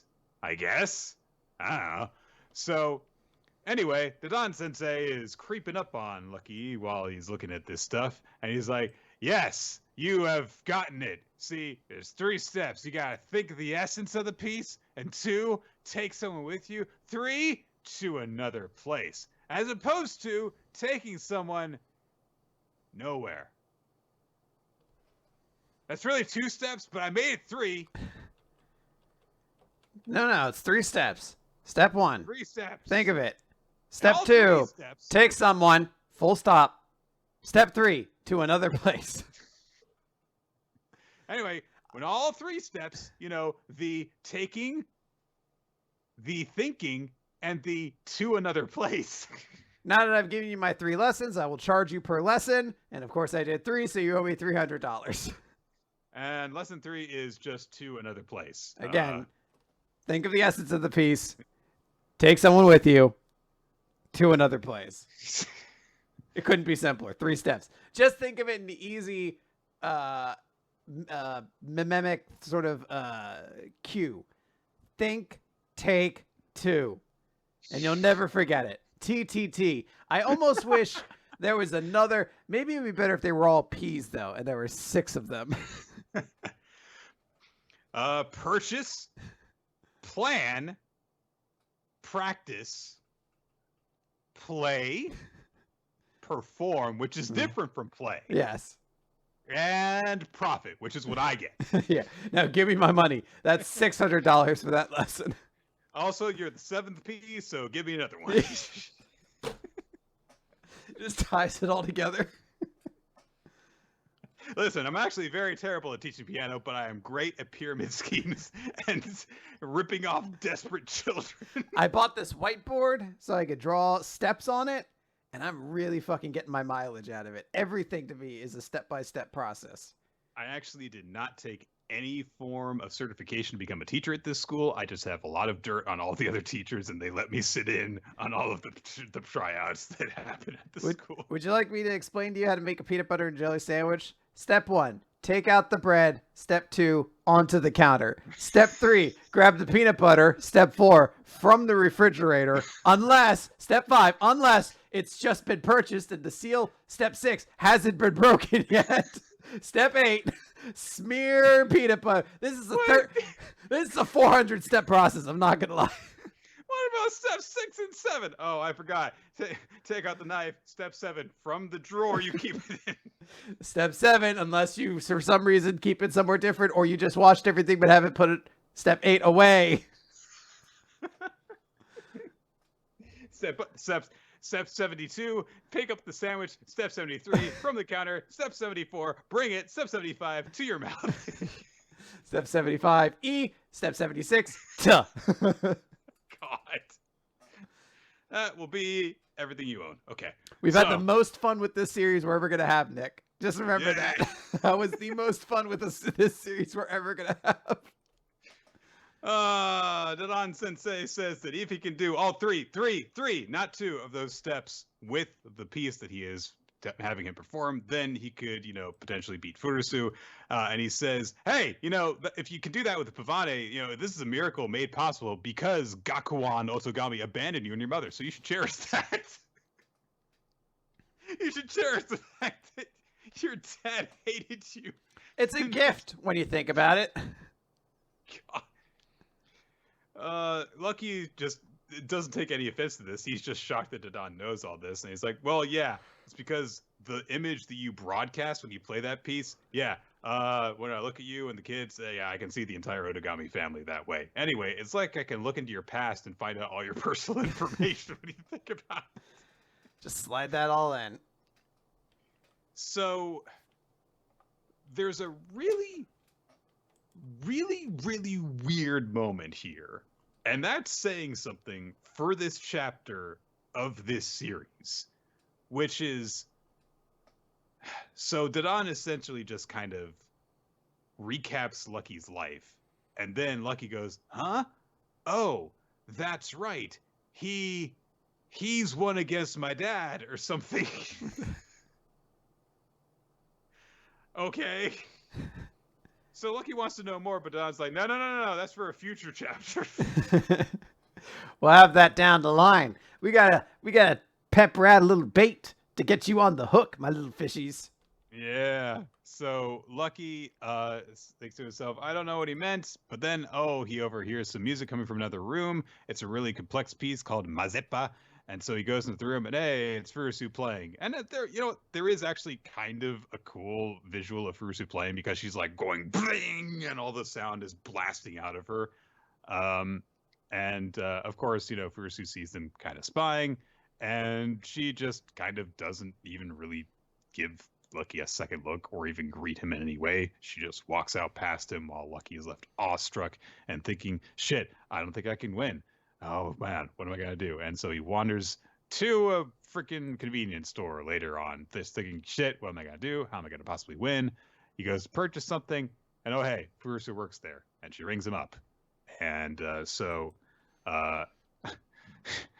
Furusu immediately concludes that Lucky is stalking her, and as a way to get inside her head and beat her, I guess. And Lucky's just like, so you work here, huh? And Furusu says that actually she has two jobs. She also works at the supermarket, which is because she's poor and she's got to do this in order to, go to super fancy music school.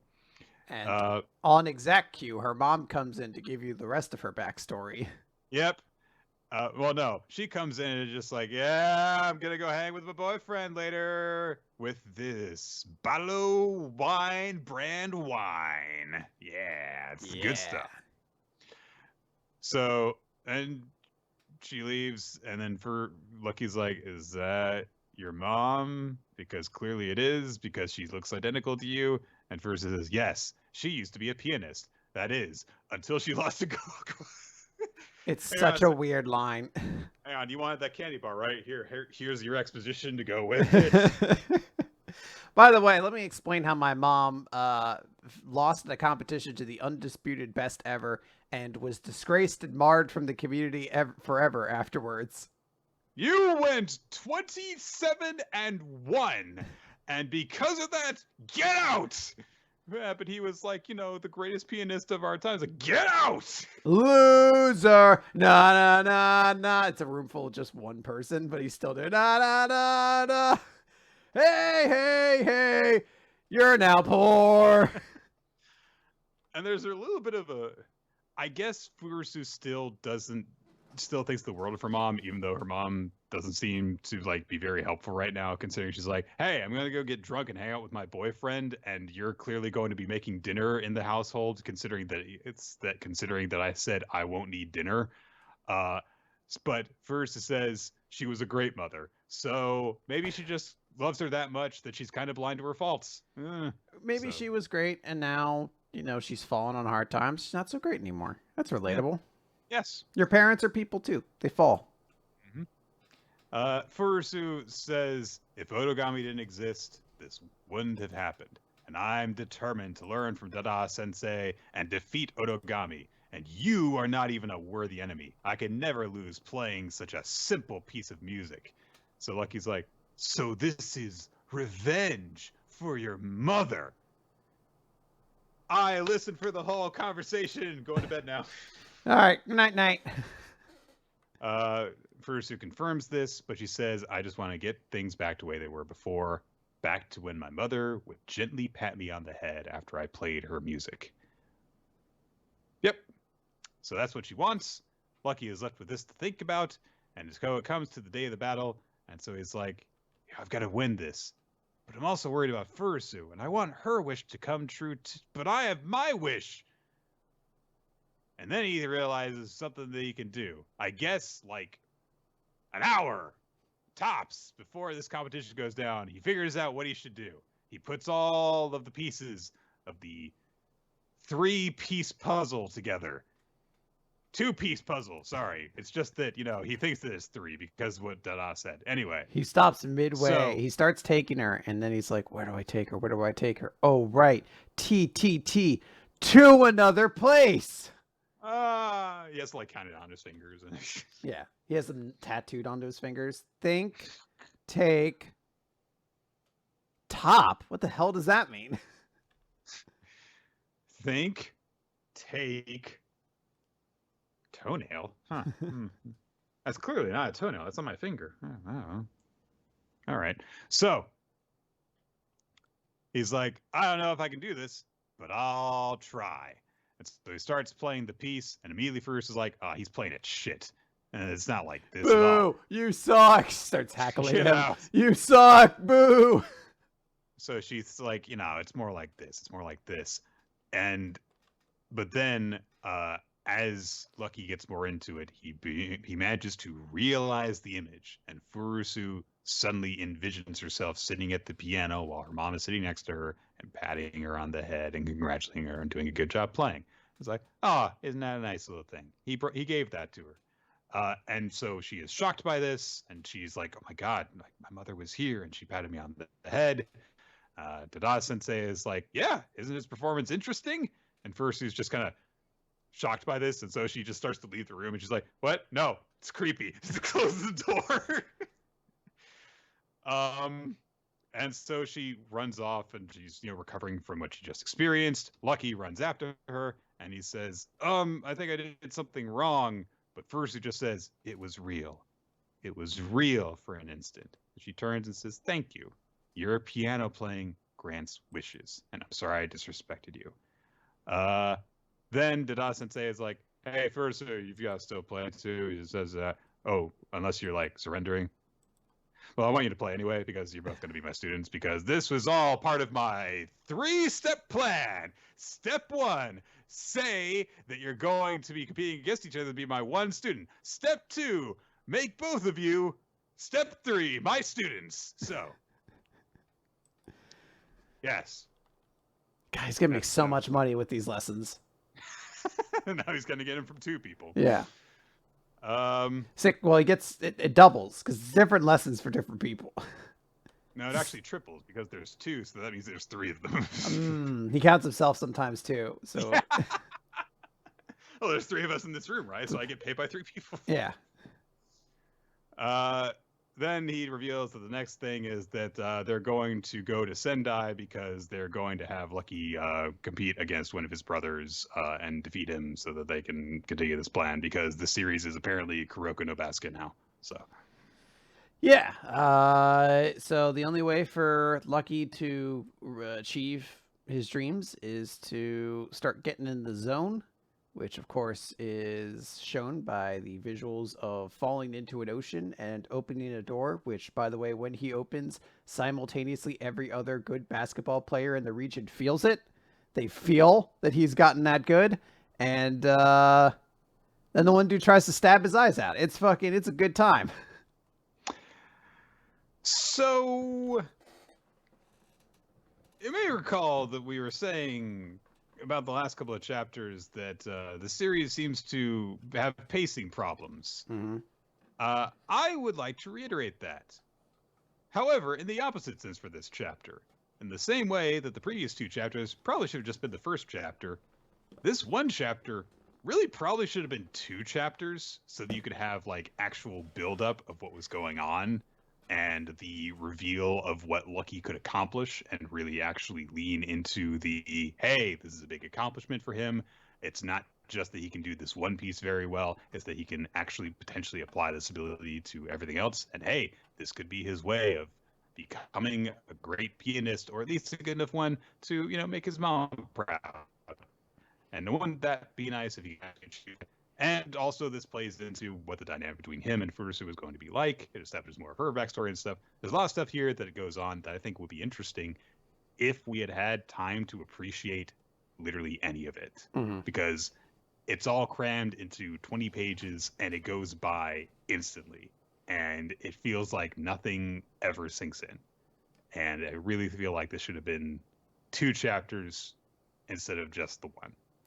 Well, we got to pick up the pace, Nick, because the series may not be long for the world. Now, look, it's too early to say, but the series is dog shit, so I don't think it's going to last particularly long. I want to honestly kind of like the series, but I think it is going to be hung up for one major reason. Can't fucking hear it. I don't. All of the emotional stakes, the idea that he is playing this in such a way that it reminds her nostalgically of what it's like to be playing, like starting your first lessons with your mother, and like the nurturing that would come along with that could be effective, but you can't hear it, so you don't get to experience it that way. And the art's not particularly grandiose enough for it to really hit home when those moments happen. And I think without that, just the series is never going to get off the ground. That's your major hook, and it just doesn't work. Yeah, I agree. It's an issue that any manga that is about music predominantly is going to have to deal with in some form or another. Some handle it more smoothly than others, and this I do not think thus far has handled it very well. I have a question unrelated. What's that thing next to you right now? I don't recognize it. Oh, that's the Vito and the Bank briefcase. Are you sure? It's wearing a striped hat. I assumed it was the Suit Master General case or something like that. It could be the Spookmaster Vito in the Bank. Okay. As long as you don't get 2 Vitos, though. No, just one.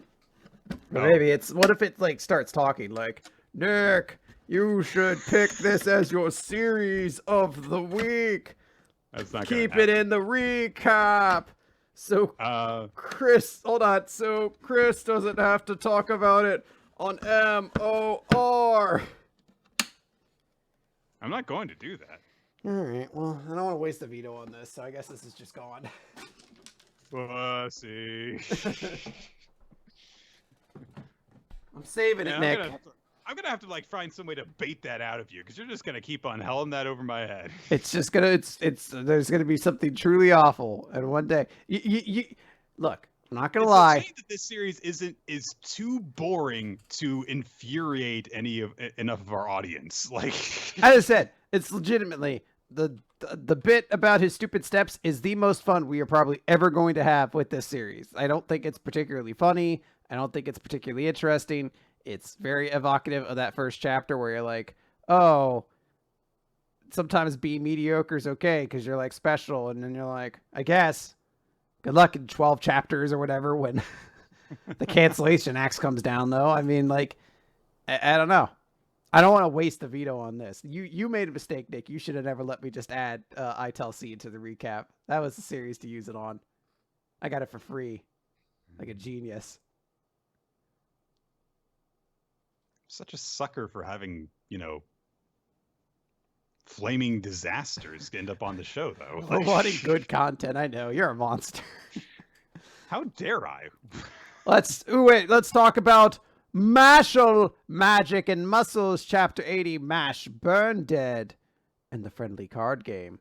So last time, Lord Abel, Abyss Razor, and Margaret Macaron showed up, and it is announced that they will join Easton Side. They don't have the qualifications to become the Visionary, but they're here to support their school, and it wouldn't be fair otherwise. And one guy with, like, crazy looking eyes is like, who the hell are you guys? And Margaret's like, oh, you mean us? We're Mash Burn Dead's fam. And someone just says, no. And crazy eye guy's like, you're all fam, eh? I like that. And Mash is like, no, we're familiar. We're not fam. And he immediately is like, if you say it's your buddies, then you'll be the first to die. He charges in, and Domina reveals his character's name is Galoof. And Margaret casts a spell. It starts ripping Galoof apart. And Margaret has a fucking Vin Diesel moment where she's like, this is the power of family. And Mash is like, we're not related. We're not family. But... No. You don't confuse anyone. Yeah. But Galoof also gets some kind of strikes back as Margaret has, like, little slices appear on her. So she's like, oh dear, when did that happen? Domina calls Galoof back, saying, you won't walk away from that one unharmed. I'd heard the rumors, but fighting you seems like it might be fun, Margaret says.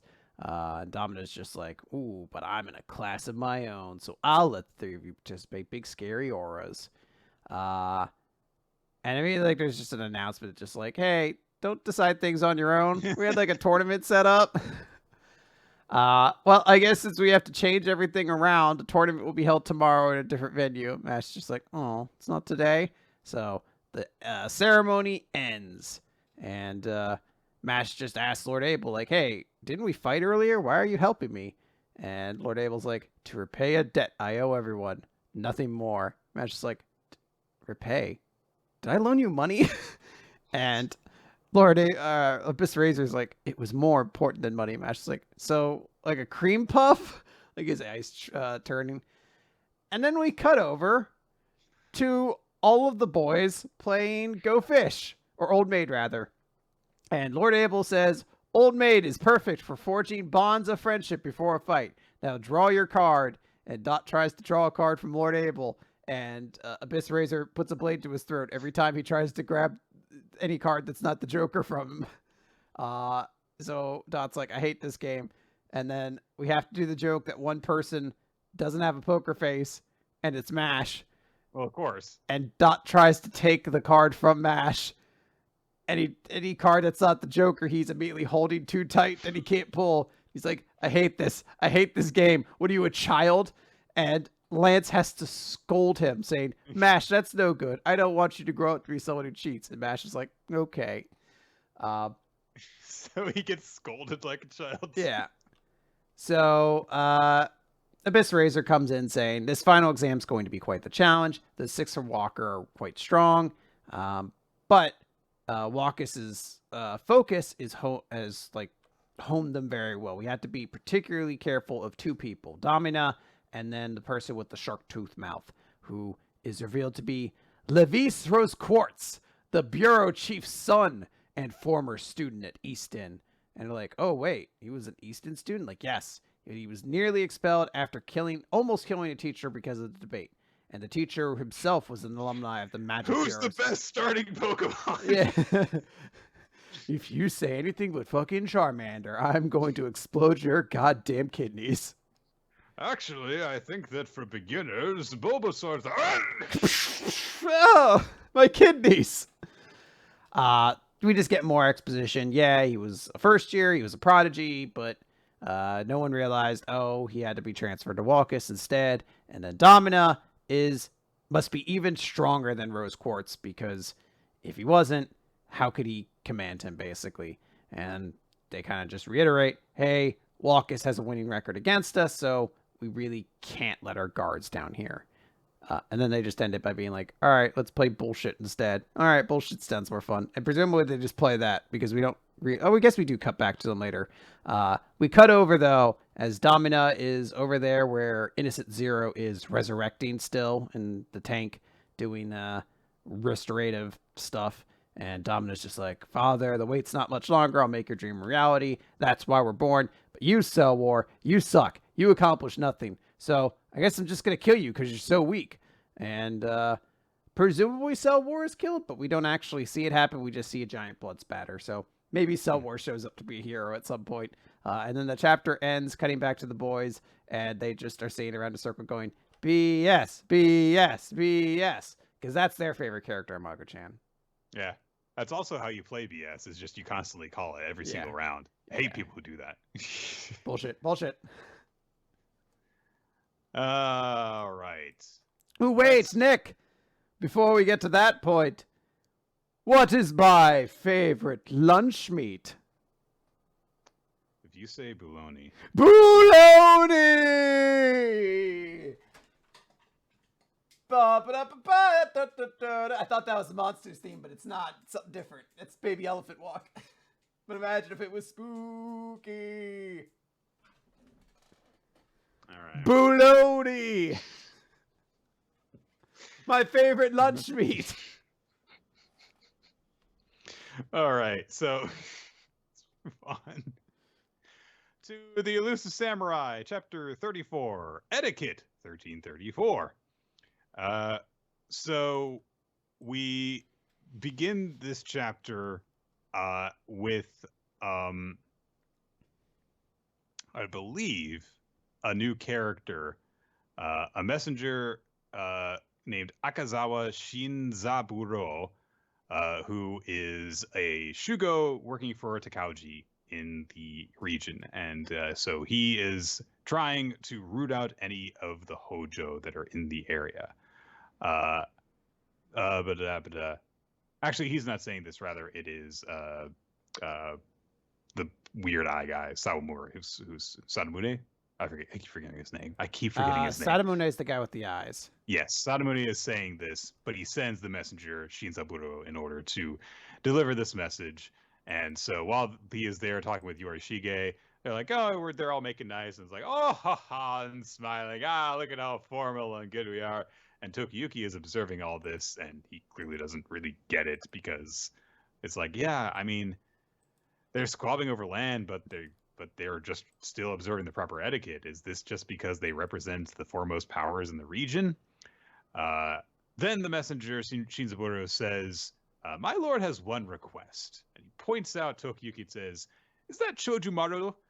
Please send him as the messenger bearing your return gift." And of course, everyone objects because they can't do that. And Yorishige is like, "Oh, this puts me in a bad position."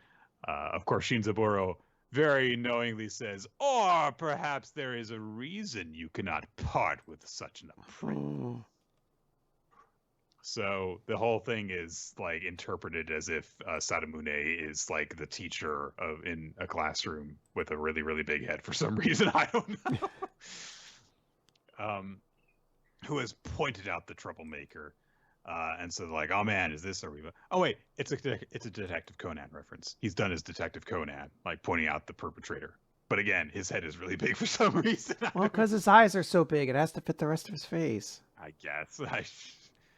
So, Tokiyuki. Also, canonically, whenever Detective Conan catches a criminal, his head grows 700 times its current size. It scales upwards, so that everyone can see the face of the culprit, the detective who brought them down. Yep. And then he says, "Case closed, dickhead." That's Detective Conan's famous one-liner. That's right. As someone who has never read or watched any Detective Conan, I watched 15 minutes of an episode once, so I know everything. It's an infinite amount more than I have. So, Nick, I'm going to inform you everything about Detective Conan. I'll give you little tidbits and pieces of knowledge. Detective Conan's killed 16 people. What? Oh, God. Most of them innocent. But, you know, that's later season stuff. There's a Dark Conan plot line. I thought that was just the Conan O'Brien show. There's a lot of stuff. It's yeah. Conan eventually goes to a rum making place in Cuba, and has a great bit there. And he hangs out with Jordan Schlansky as executive producer, and then he says something about the limitations of their women. That's the other Conan. Yeah, I'm mixing all the Conans together. They're all the same. Yeah, that's right. So anyway, this leaves everybody in a bit of a bind because Yorishige is like, "Oh man, I can't really refuse, but if I don't refuse, then Tokiyuki is going to be sent off into a very, very, very dangerous place." So fortunately, someone has a solution to this. Ayako raises her hand and says, "I can go with him, right? You know, he's too little a kid to go alone. I'll accompany him." But so, of course, Shinzaburo is like, "No, I'm trying to get him alone and isolated away from you." But Ayako just brings up like, "Oh, is it gonna borrow your clan if a mere girl like me tags along?" Yeah, okay, fine. Ah, shit. So hey, Ayako's coming along for this storyline. Hey, an Ayako plot. And we get this cool visual for the cover page of the story where Ayako and Tokiyuki are riding on horseback together, running away from airborne missiles. And then an attack helicopter. Yeah, it's terrifying stuff. Right. And of course, she's just like, "Yay!" And Tokiyuki's the only one who seems to be treating the situation as scary. So we cut then to Sadamune, who is talking with Ichizawa, I think is his name, uh, about, like, oh man, ever since that kid defeated me last year, he keeps on just showing up at all the crucial moments. And they've heard tell, of course, of what the elusive warriors call themselves. And so Sadamune's says, like, wait a minute, so they call themselves elusive, so they're openly proclaiming their subterfuge. Like, when you put it that way, it's a good point. I mean, when you say it like that, it makes it sound like naming our team was a bad idea. Yeah. But he also says that according to reports that he's received, the boy appeared at the shrine last year, which is suspicious timing. And they also bring up he's really refined for the countryside. So, hey, he could be the child of a vassal. He could belong to the Hojo family himself. So, gotta get him. And I'm going to lure him here and question him, and I'll see through his disguise with my powerful eyesight. It's a good plan. Yeah. We cut back to Shinano province, where Yorishige is assuring Tokiyuki, yeah, you'll be fine with Ayako. But Tokiyuki is kind of hesitant about this, and she's like, I mean, she's a great fighter, but because his image of Ayako to this point is, yeah, but she's kind of, mostly just in the physical department. She's not the brainiest member of their group. Yorishige assures him she is more quick-witted than she looks. And Ayako is, meanwhile, practicing with a couple of training dummies, which she's got in a double headlock right now. And she says, hey, if I can't protect you on an errand like this, then I'll never be like Tomoe Gozen. And Tokiyuki's like, who's that? And Yorishige fills him in and says that it was a military there was a military commander named Yoshinaka. These are both real people, by the way. I looked this up, so this is kind of cool. Well, one of them's real. Tomoe Gozen is more like a folklore figure. People don't know if she was real or not. So, like Paul Bunyan and the Giant Ox. Not quite, but yes. Nick, how did the Grand Canyon get made then? If he didn't, I don't know. If he dug it out himself. That's the lore, I believe. Right. That's American lore. America has deep lore. That's an America wiki, and you find all sorts of detailed information like that. That's right. You can trust it if it's on any sort of wiki. So, Yorishige fills him in that, yeah, there was this boy named Yoshinaka, and after his family was defeated, he grew up to be a strong conqueror. And Toki's like, oh, that's kind of like my situation. And one of his retainers who grew up with him was Tomoe Gozen, who was a female warrior who protected him. And Ayako was born in this area, and she admires the martial arts, and so she aspires to be like her. She looks up to her. And then Tokiyuki's like, yeah, okay, that's great. What's she doing with the training dummies? And Ayako says, Tomoe Gozen was so strong that she could carry two warriors and rip off their heads. And I want to do that too. Face sparkles as she says this and just rips off both heads.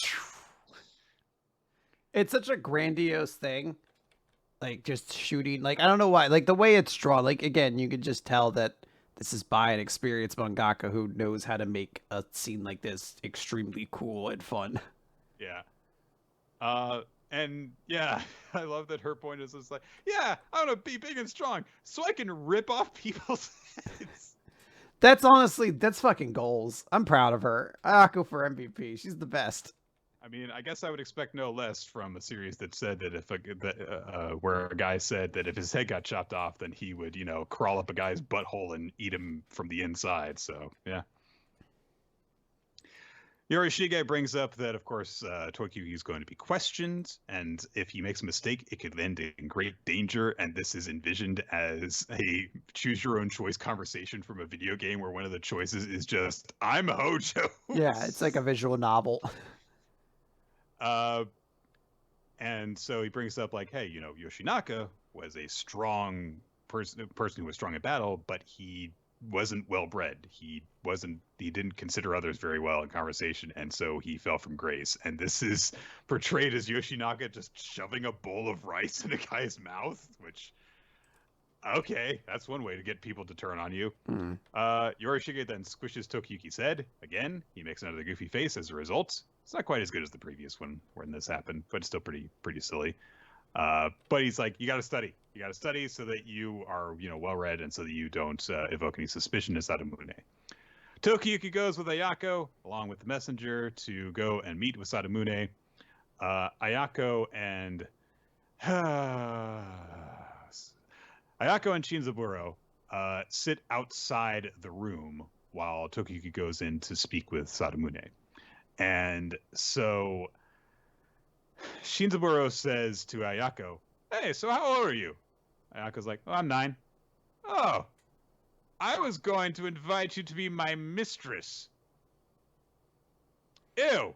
So I do like that she responds to it with like the dead-eyed expression of like she's probably had to deal with it before. And she's like, this fucking loser, but she has to like play this politically, so she has to like do. I shouldn't say I liked it as though it's a good thing. It's a slight nuance to the character, I guess. And I mean, if we had to have this scene, I'm glad it shows that she's like fucking done with this douchebag, and he's probably going to get his penis ripped off by the end of this. I mean, the 2 panels featuring her right there do say a lot while saying very little. You know, that she put, the mask comes down very briefly, the mask goes up, and she's like, "Oh yeah, because I'm so big, I get mistaken for being older." And so, looking forward to seeing more of that very, very, very specifically. None of the stuff that preceded it, please. Ew. So, I'm excited for that guy to get his penis ripped off, though. That's what I'm excited for. Yeah, maybe he can help Ayako achieve her dream, or half of it, by getting his head ripped off. I want her to like headlock his cock off, though. Like I specifically want like his groin to eject off of his body, and like a cartoon, like it lands in like a piranha's mouth or something like that. And then he gets eaten by the pterodactyls, like in the Jurassic Lost World. That like one woman, they just start ripping him apart. Okay. Tokiyuki approaches Sadamune and is like, "Oh man, he's really forbidding, but I'm not going to give in. He's always up to no good, but I am a Hojo and I must uphold the name of Suwa Grand Shrine, so I won't let him insult me." And so he sits down really, really forcefully into a cross-legged position, and Sadamune just immediately says, "Correct your posture. Show respect for others." And he's basically instructing him like, "You're sitting wrong. Sit in Seiza. You are insolent right now because you face your enemy, but that is wrong. Opponents must show respect for the life they would take." This I think does more to establish Sadamune's character as like an actual character and not just a guy with creepy eyes than anything we've seen from him so far. I mean, I do like that we are slowly digging into this character and establishing who he is in like a larger way. Like this is a guy who was kind of just like the not goofy, but like the very kind of one-note antagonist, has big eyes, sees everything. But we're slowly starting to see there's a little bit more to him than that. And I do appreciate that. I mean, the series has only been running for 34 chapters, but it feels like we've spent a lot of time with Sadamune so far. So these moments where we see him get a little bit more intimidating are pretty well appreciated. I mean, he's been the background antagonist since like chapter 4 or something like that. Yeah, while back. So, and so we are given the background information that in this time usually men and women would sit basically similar to how Tokiyuki sat, but the Seiza style became common in the Edo period based on rules of etiquette. And so the man before Tokiyuki is accomplished in literary and military arts, and so Tokiyuki has essentially made the first mistake. So he corrects his posture and sits Seiza and realizes, okay, right now I've insulted him, so I've got to correct that. We are engaged in verbal battle. So I must evade with words, or his words will pierce me. Which, if you're not into talking, don't worry. This is conveyed by Sadamune taking the form of a Sagittarius with one eye for its entire face and a mouth in its belly. And it's winged, by the way. I guess Sagittarius is always winged. No, centaurs aren't always winged. Sagittarius is, I believe, just an archer centaur. Yeah. So I believe it's not always winged. So. This looks like something you'd fight in Persona, and I probably have. It's fucking terrifying, but it is a great way to add tension to a scene, which is like, yeah, we're going to talk, and if it goes badly, I'll probably be killed, which like is a way to draw tension, but it's not a visually exciting way to end the chapter, so it is a great call to just draw this fucking horrifying imagery of an arrow being pointed at him by just a fucking monster. I don't know why it's the fucking nose part that bothers me so much. The fact it has a nose there is very disturbing. I smell through my solar plexus. Yeah. Yeah, all right. Cool visual. So, and a different sort of problem for Tokiyuki to have to take on. And hey, Ayaka's getting involved. Yeah. All very positive points. I'm very excited for an Ayaka arc. I will note now, because I guess we should have said earlier, there is no Dr. Stone this week, and there's also no Black Clover this week. So we're going to be moving right to the end of the recap then with One Piece. Yes. Well, I'm sorry, One Piece, as the chapter title shows us. Yeah, that is weird. Set sail for One Piece, chapter 1027, Danger Beyond Imagining. So Prospero is down. Cat Viper has apparently beaten him. And so Wanda comes towards him. I think that's Wanda, or is it one of the?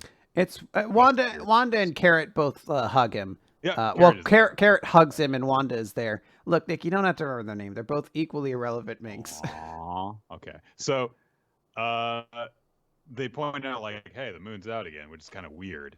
And Yamato is looking up at the sky, and of course he thinks, I've read about this. When Roger and Whitebeard met in combat, the heavens split open. So he makes explicit what was implied before, which is how momentous this is. But it's not just the clouds that are parted, of course. There is other consequence to what is going on, namely that there is this huge rumbling going on throughout the island. We then get an explanation for why Yamato is not going to be making this a handicap battle, which is that he's wounded, and also he's got to make sure that Momonosuke doesn't get, killed by Kaido. So Luffy says to Yamato to help out Momonosuke. Well, he says help that coward out specifically, which Momonosuke, of course, takes offense to.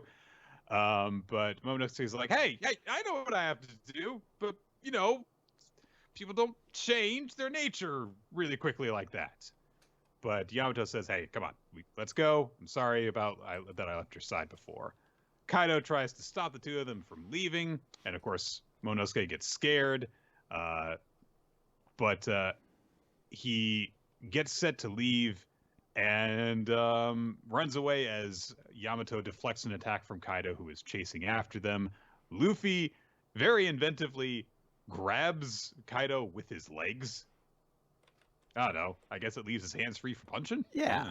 Somebody had a great point on Twitter. I forget who it was, but they were like, I love it because Luffy will spend a whole arc building up to it. Like One Piece will spend a whole arc like building up to a big bad guy, and then this is like the way fucking Luffy fights him by stretching his legs around their neck, and I don't know. I guess punching them. I don't know what he's planning to do, but so Luffy starts to call out to Yamato, but Yamato just says, "I know you want to take this one on yourself, don't you?" And Luffy looks really happy that his new friend understands this about him, and so Yamato and Momonosuke go off. And Momonosuke is immediately like, oh no, I'm falling, we're gonna die. So Yamato commands, grab the sky. Momonosuke's like, what? Yeah, dragons don't fly. You create the clouds and then grab them and race through the sky. Cool. All right. And so Momonosuke does this, and immediately he starts to get better control. And Yamato explains, yeah, these are flame clouds. This is what dragons use in order to go through the air. But rubble is falling towards them from above. Yamato is very, very casually deflecting it with his club, but he says you got to get away from the island. And as they do so, they observe that the island is starting to collapse. And so Yamato concludes that what must be happening is that Kaido's power is weakening. And since it's his power that is holding the island up, that's really bad because Onigashima is basically right on top of the flower capital right now. And it will cause damage if it falls on them. So Momonosuke immediately springs into action. And he's like, I can't let this happen. I can't let it get to the flower capital. I've turned big in order to stop this island. But Yamato says, well, that's not going to work. I mean, there's no time. The capital is so close. We're going to arrive in no more than 5 minutes. Oh, no, a time limit's been put on this manga anime battle. That means we'll be done with Ah! this fight, I don't know, by this time next year, I guess. Probably. So Yamato says that what they can do instead is make more flame clouds, and that's the only thing that they can do, is push it back in even stronger flame clouds. Momonosuke says there's no way he can possibly do that because he only just learned how to fly, and he doesn't necessarily have the same power as Kaido. But Yamato says, hey, you've made the flame clouds. I know you can do this. The situation is much more dangerous than we imagined. Even if it settles down on land the way Kaido envisions, there will be terrible losses within the city. And in the worst case, if Kaido should succumb first, the clouds will vanish and Onigashima will plummet to the earth. And also there are explosives on the island. The island's also a giant bomb, essentially, so we'll all die anyway.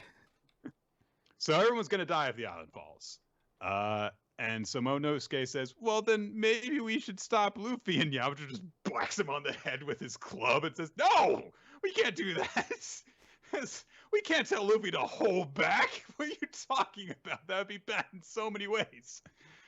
And, you know, he also brings the point just like, look, only Luffy can beat Kaido. We can't possibly have him do this. And also, we can't tell him about this. We have to get through this danger without anyone finding out. Okay. And then we cut away from them to see how Zoro is doing against King, which is to say, not could great. be better. King is, I guess, using devil fruit, like Beastman kind of ability, but it sort of looks like he's like extending his coat out into blades from the way he's drawn. And he's just smacking. Well, Zoro. he's a pterodactyl. He is a pterodactyl, yes. He happens to knock Zoro directly into Frankie, who catches him, and Zoro's just like, well, he's strong, all right.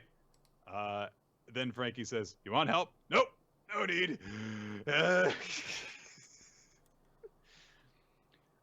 Queen gets upset at King because you sliced my butt. Okay. Apparently, King, however, is really pissed off because Zoro has damaged his mask, which, of course, everyone's like, of course. Nobody knows what King's face looks like, which could either be very plot important or it could just be a joke. It could be Jin. Now, look, I know the hair color we see at the end is not Jin's hair color. And I know they've already established that King is a different race, that Jin was not. But what you're saying is there's a chance. I mean, I guess there was always a chance from the moment he showed up wearing a mask. So. I'll be honest, Nick. I'm kind of at the point where I think every member of the Toby Ropo could secretly be Jin. Black Maria? Probably Jin. Might be. We don't know Jin became a giant woman later on. With spiders for legs. Yeah, he could have eaten a devil fruit. He didn't have a devil fruit before, so he could have eaten anything. Maybe he ate a devil fruit that made him into a giant spider. Okay, then. Yeah. So, King flies towards Zoro, and Zoro responds with an attack which mostly deflects him. It also fucks up King's mask a bit more. It kind of cracks it a little bit.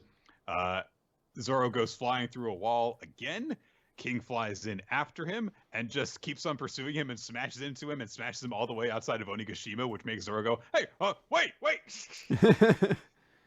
Which is a great response. It's like, hey, I'll fight you, but stop this. Yeah.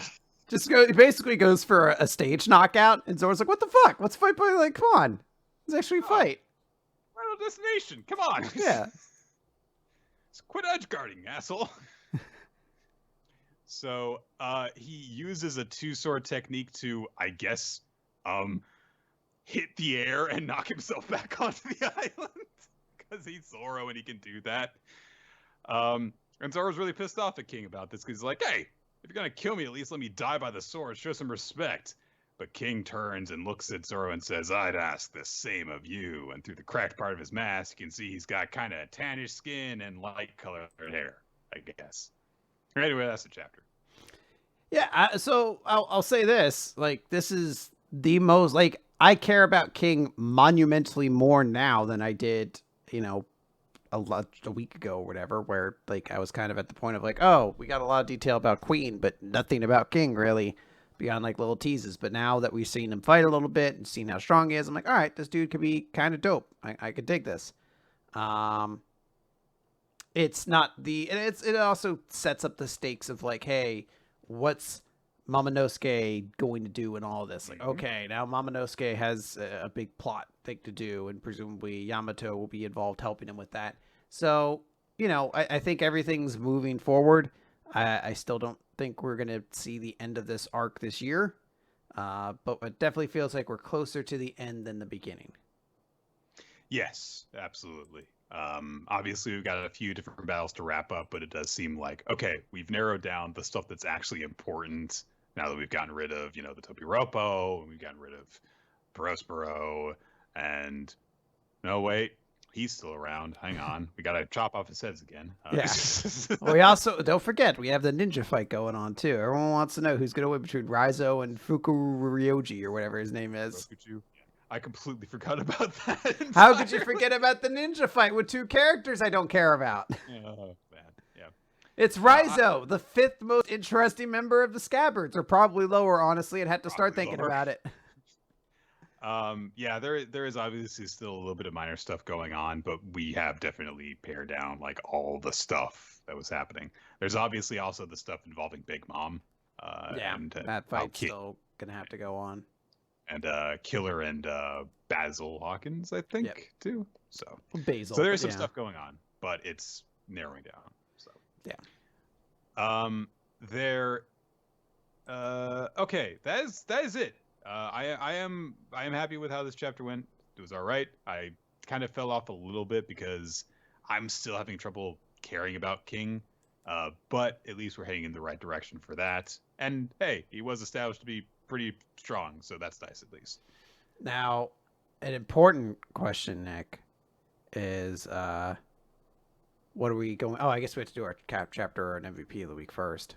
Yes, we do have, as you were going to bring up, decide what we're going to be covering for next week. So if anyone has any last minute votes that they want to cast, do it in the chat. I'll look in there, tally up if people want spooky or LGBT, pride, gay stuff. So yeah, those are the two options, guys. Type spooky or gay stuff. Spooky or you could just put pride. Pride. Spooky or pride. That makes it easier. One sounds way more derogatory, like, or just some gay stuff, I guess. We're trying to not get more Corrito Prime recommendations. Before we even get to that, though, I also want to note, guys. You can't have both. Stop saying some weird thing that says both. I want to note, everybody, that there is a new episode of Monthly Other Recap now up available on our Patreon. You can get that if you have just $1 pledge. You basically listen to me talk about all the newest chapters in the series we don't cover in the recap, as well as Dragon Ball, and I'll be adding in, hopefully, 4 Nights of the Apocalypse very soon.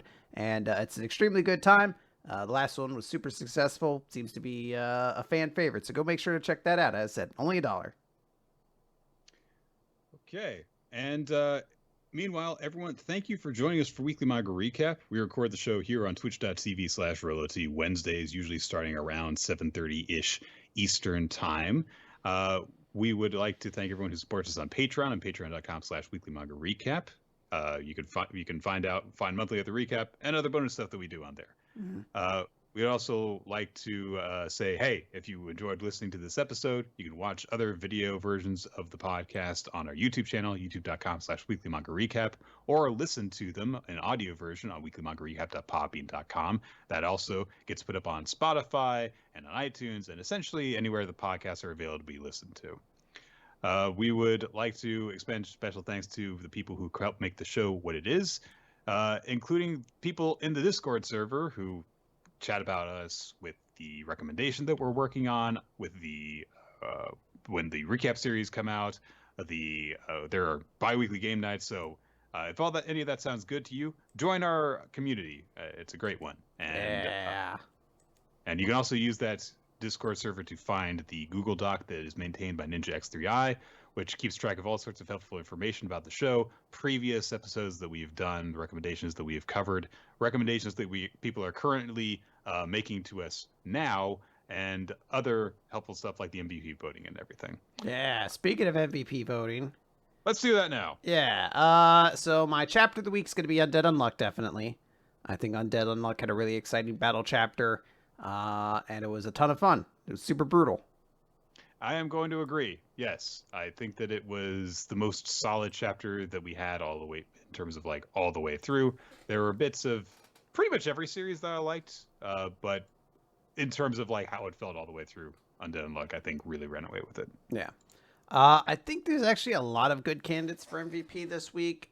I feel bad because I'm going to be double dipping, but I think I'm going to give it to Andy. I kind of wish I could give it to Andy and Billy because I think they both looked extremely awesome in this chapter. But I think the visual of Andy ripping off all of his front skin, essentially, is such a cool... Like, it's hard not to give it to him. I'm torn whether to give it to Poseidon Nero for his dice that let him win every battle if he just, gives up something, or Big Joe Bonkers for being a very inspirational speaker. He's right there in our hearts. So I think I'll compromise and not give it to either of them. Honestly, I don't feel like I have great choices for MVPs. So honestly, a part of me really is legitimately considering giving it to Dada Sensei for the bit we did about it. Just so at the end of the year, we can look through the MVPs and everything like that and be like, wait, when the fuck did PPPPPP get a nomination? Yeah. I do kind of want to give it to Ayako purely for the head ripping off bit, but I feel like her moment is yet to come in this little story arc, so I think I'm going to save that for something that is a bit more deserving. And instead I'm going to give it to Yamato, because I really liked the way that he took control of the situation that he was in, and I like the way that he bounces off of Luffy, and it's just like, okay, well, I'm hurt. If he wants to fight by himself, I'll let him do that. Hey, my son, let's go help out. My dragon son, let's save the world. The audience, by the way, agreed with us with Undead Unluck as chapter of the week, and they voted Kikoru from Kaiju number 8 as their character of the week. Hey, which I can absolutely see. She provided the best part of that chapter. So, yeah. I think that the Spookies have it in the chat room. So it is October. We'll be covering a spooky series for Halloween month next time. So I'll get into that just after I say I want to give special thanks to Milo Jack Stills and Winslow Del Chitter for creating the opening sequence of the video versions of Weekly Manga Recap, and to Steve Mann, who occasionally does title card work, which you can see on the YouTube channel. And you can check out all of his artwork, which occasionally features boobs and stuff, on Steve Mann Art, his Twitter, and generally many places where people post their art online. So it's good stuff. Okay. So I have no idea how good the series is going to be, but the series that we're going to be talking about... Oh, wait, I've lost the title. All right. Just need to vamp for a little bit. Fortunately, as professional podcast people, I can do that. Here it is. Okay. You didn't vamp at all. Nope. Cut myself off. That's what you do. You cut it. You stop when you're at your peak. Yeah. Instead of just kind of peak. Did I say peak? I meant Monkey Peak, which is a series about people lost on an island. Not an island, a mountain. Almost the exact opposite definition of an island. Hey, some volcano. Something very low to the ground and surrounded on all sides by water versus something as tall as humanly possible and surrounded by land. It's about a group of people who are lost in the mountains and they're being attacked by an evil monkey. That's all I know about this series. It was recommended to us by Molderman, so. Okay. All right. Well, Molderman can be trusted. If not, we'll call it Molderman Presents Monkey Peak, and we will openly roast Molderman on the podcast. And I have a lot of good material because Molderman's into some weird shit. So. What? Yeah. Our community, some weird shit to definitely say. So there you go. All right, let's go do it now, Nick. Before we go, though, I don't know what's going on. No. There we go. But Nick, who is my favorite mathematician of all time? Is it Euclid? I don't know who that is. No, Sir Isaac Booton. All right, fine. And now we know each other. I mean, I'll give it to you because it was a math pun at least, and I There can't be you mad about go. that. Oh, my hat fell. It hit the mic. All right. Calculate the hypotenuse of a triangle. It's very hard to change that word. Hypotenuse. Trigonometry. Goodbye, everyone. Algebra. Yeah, it all works.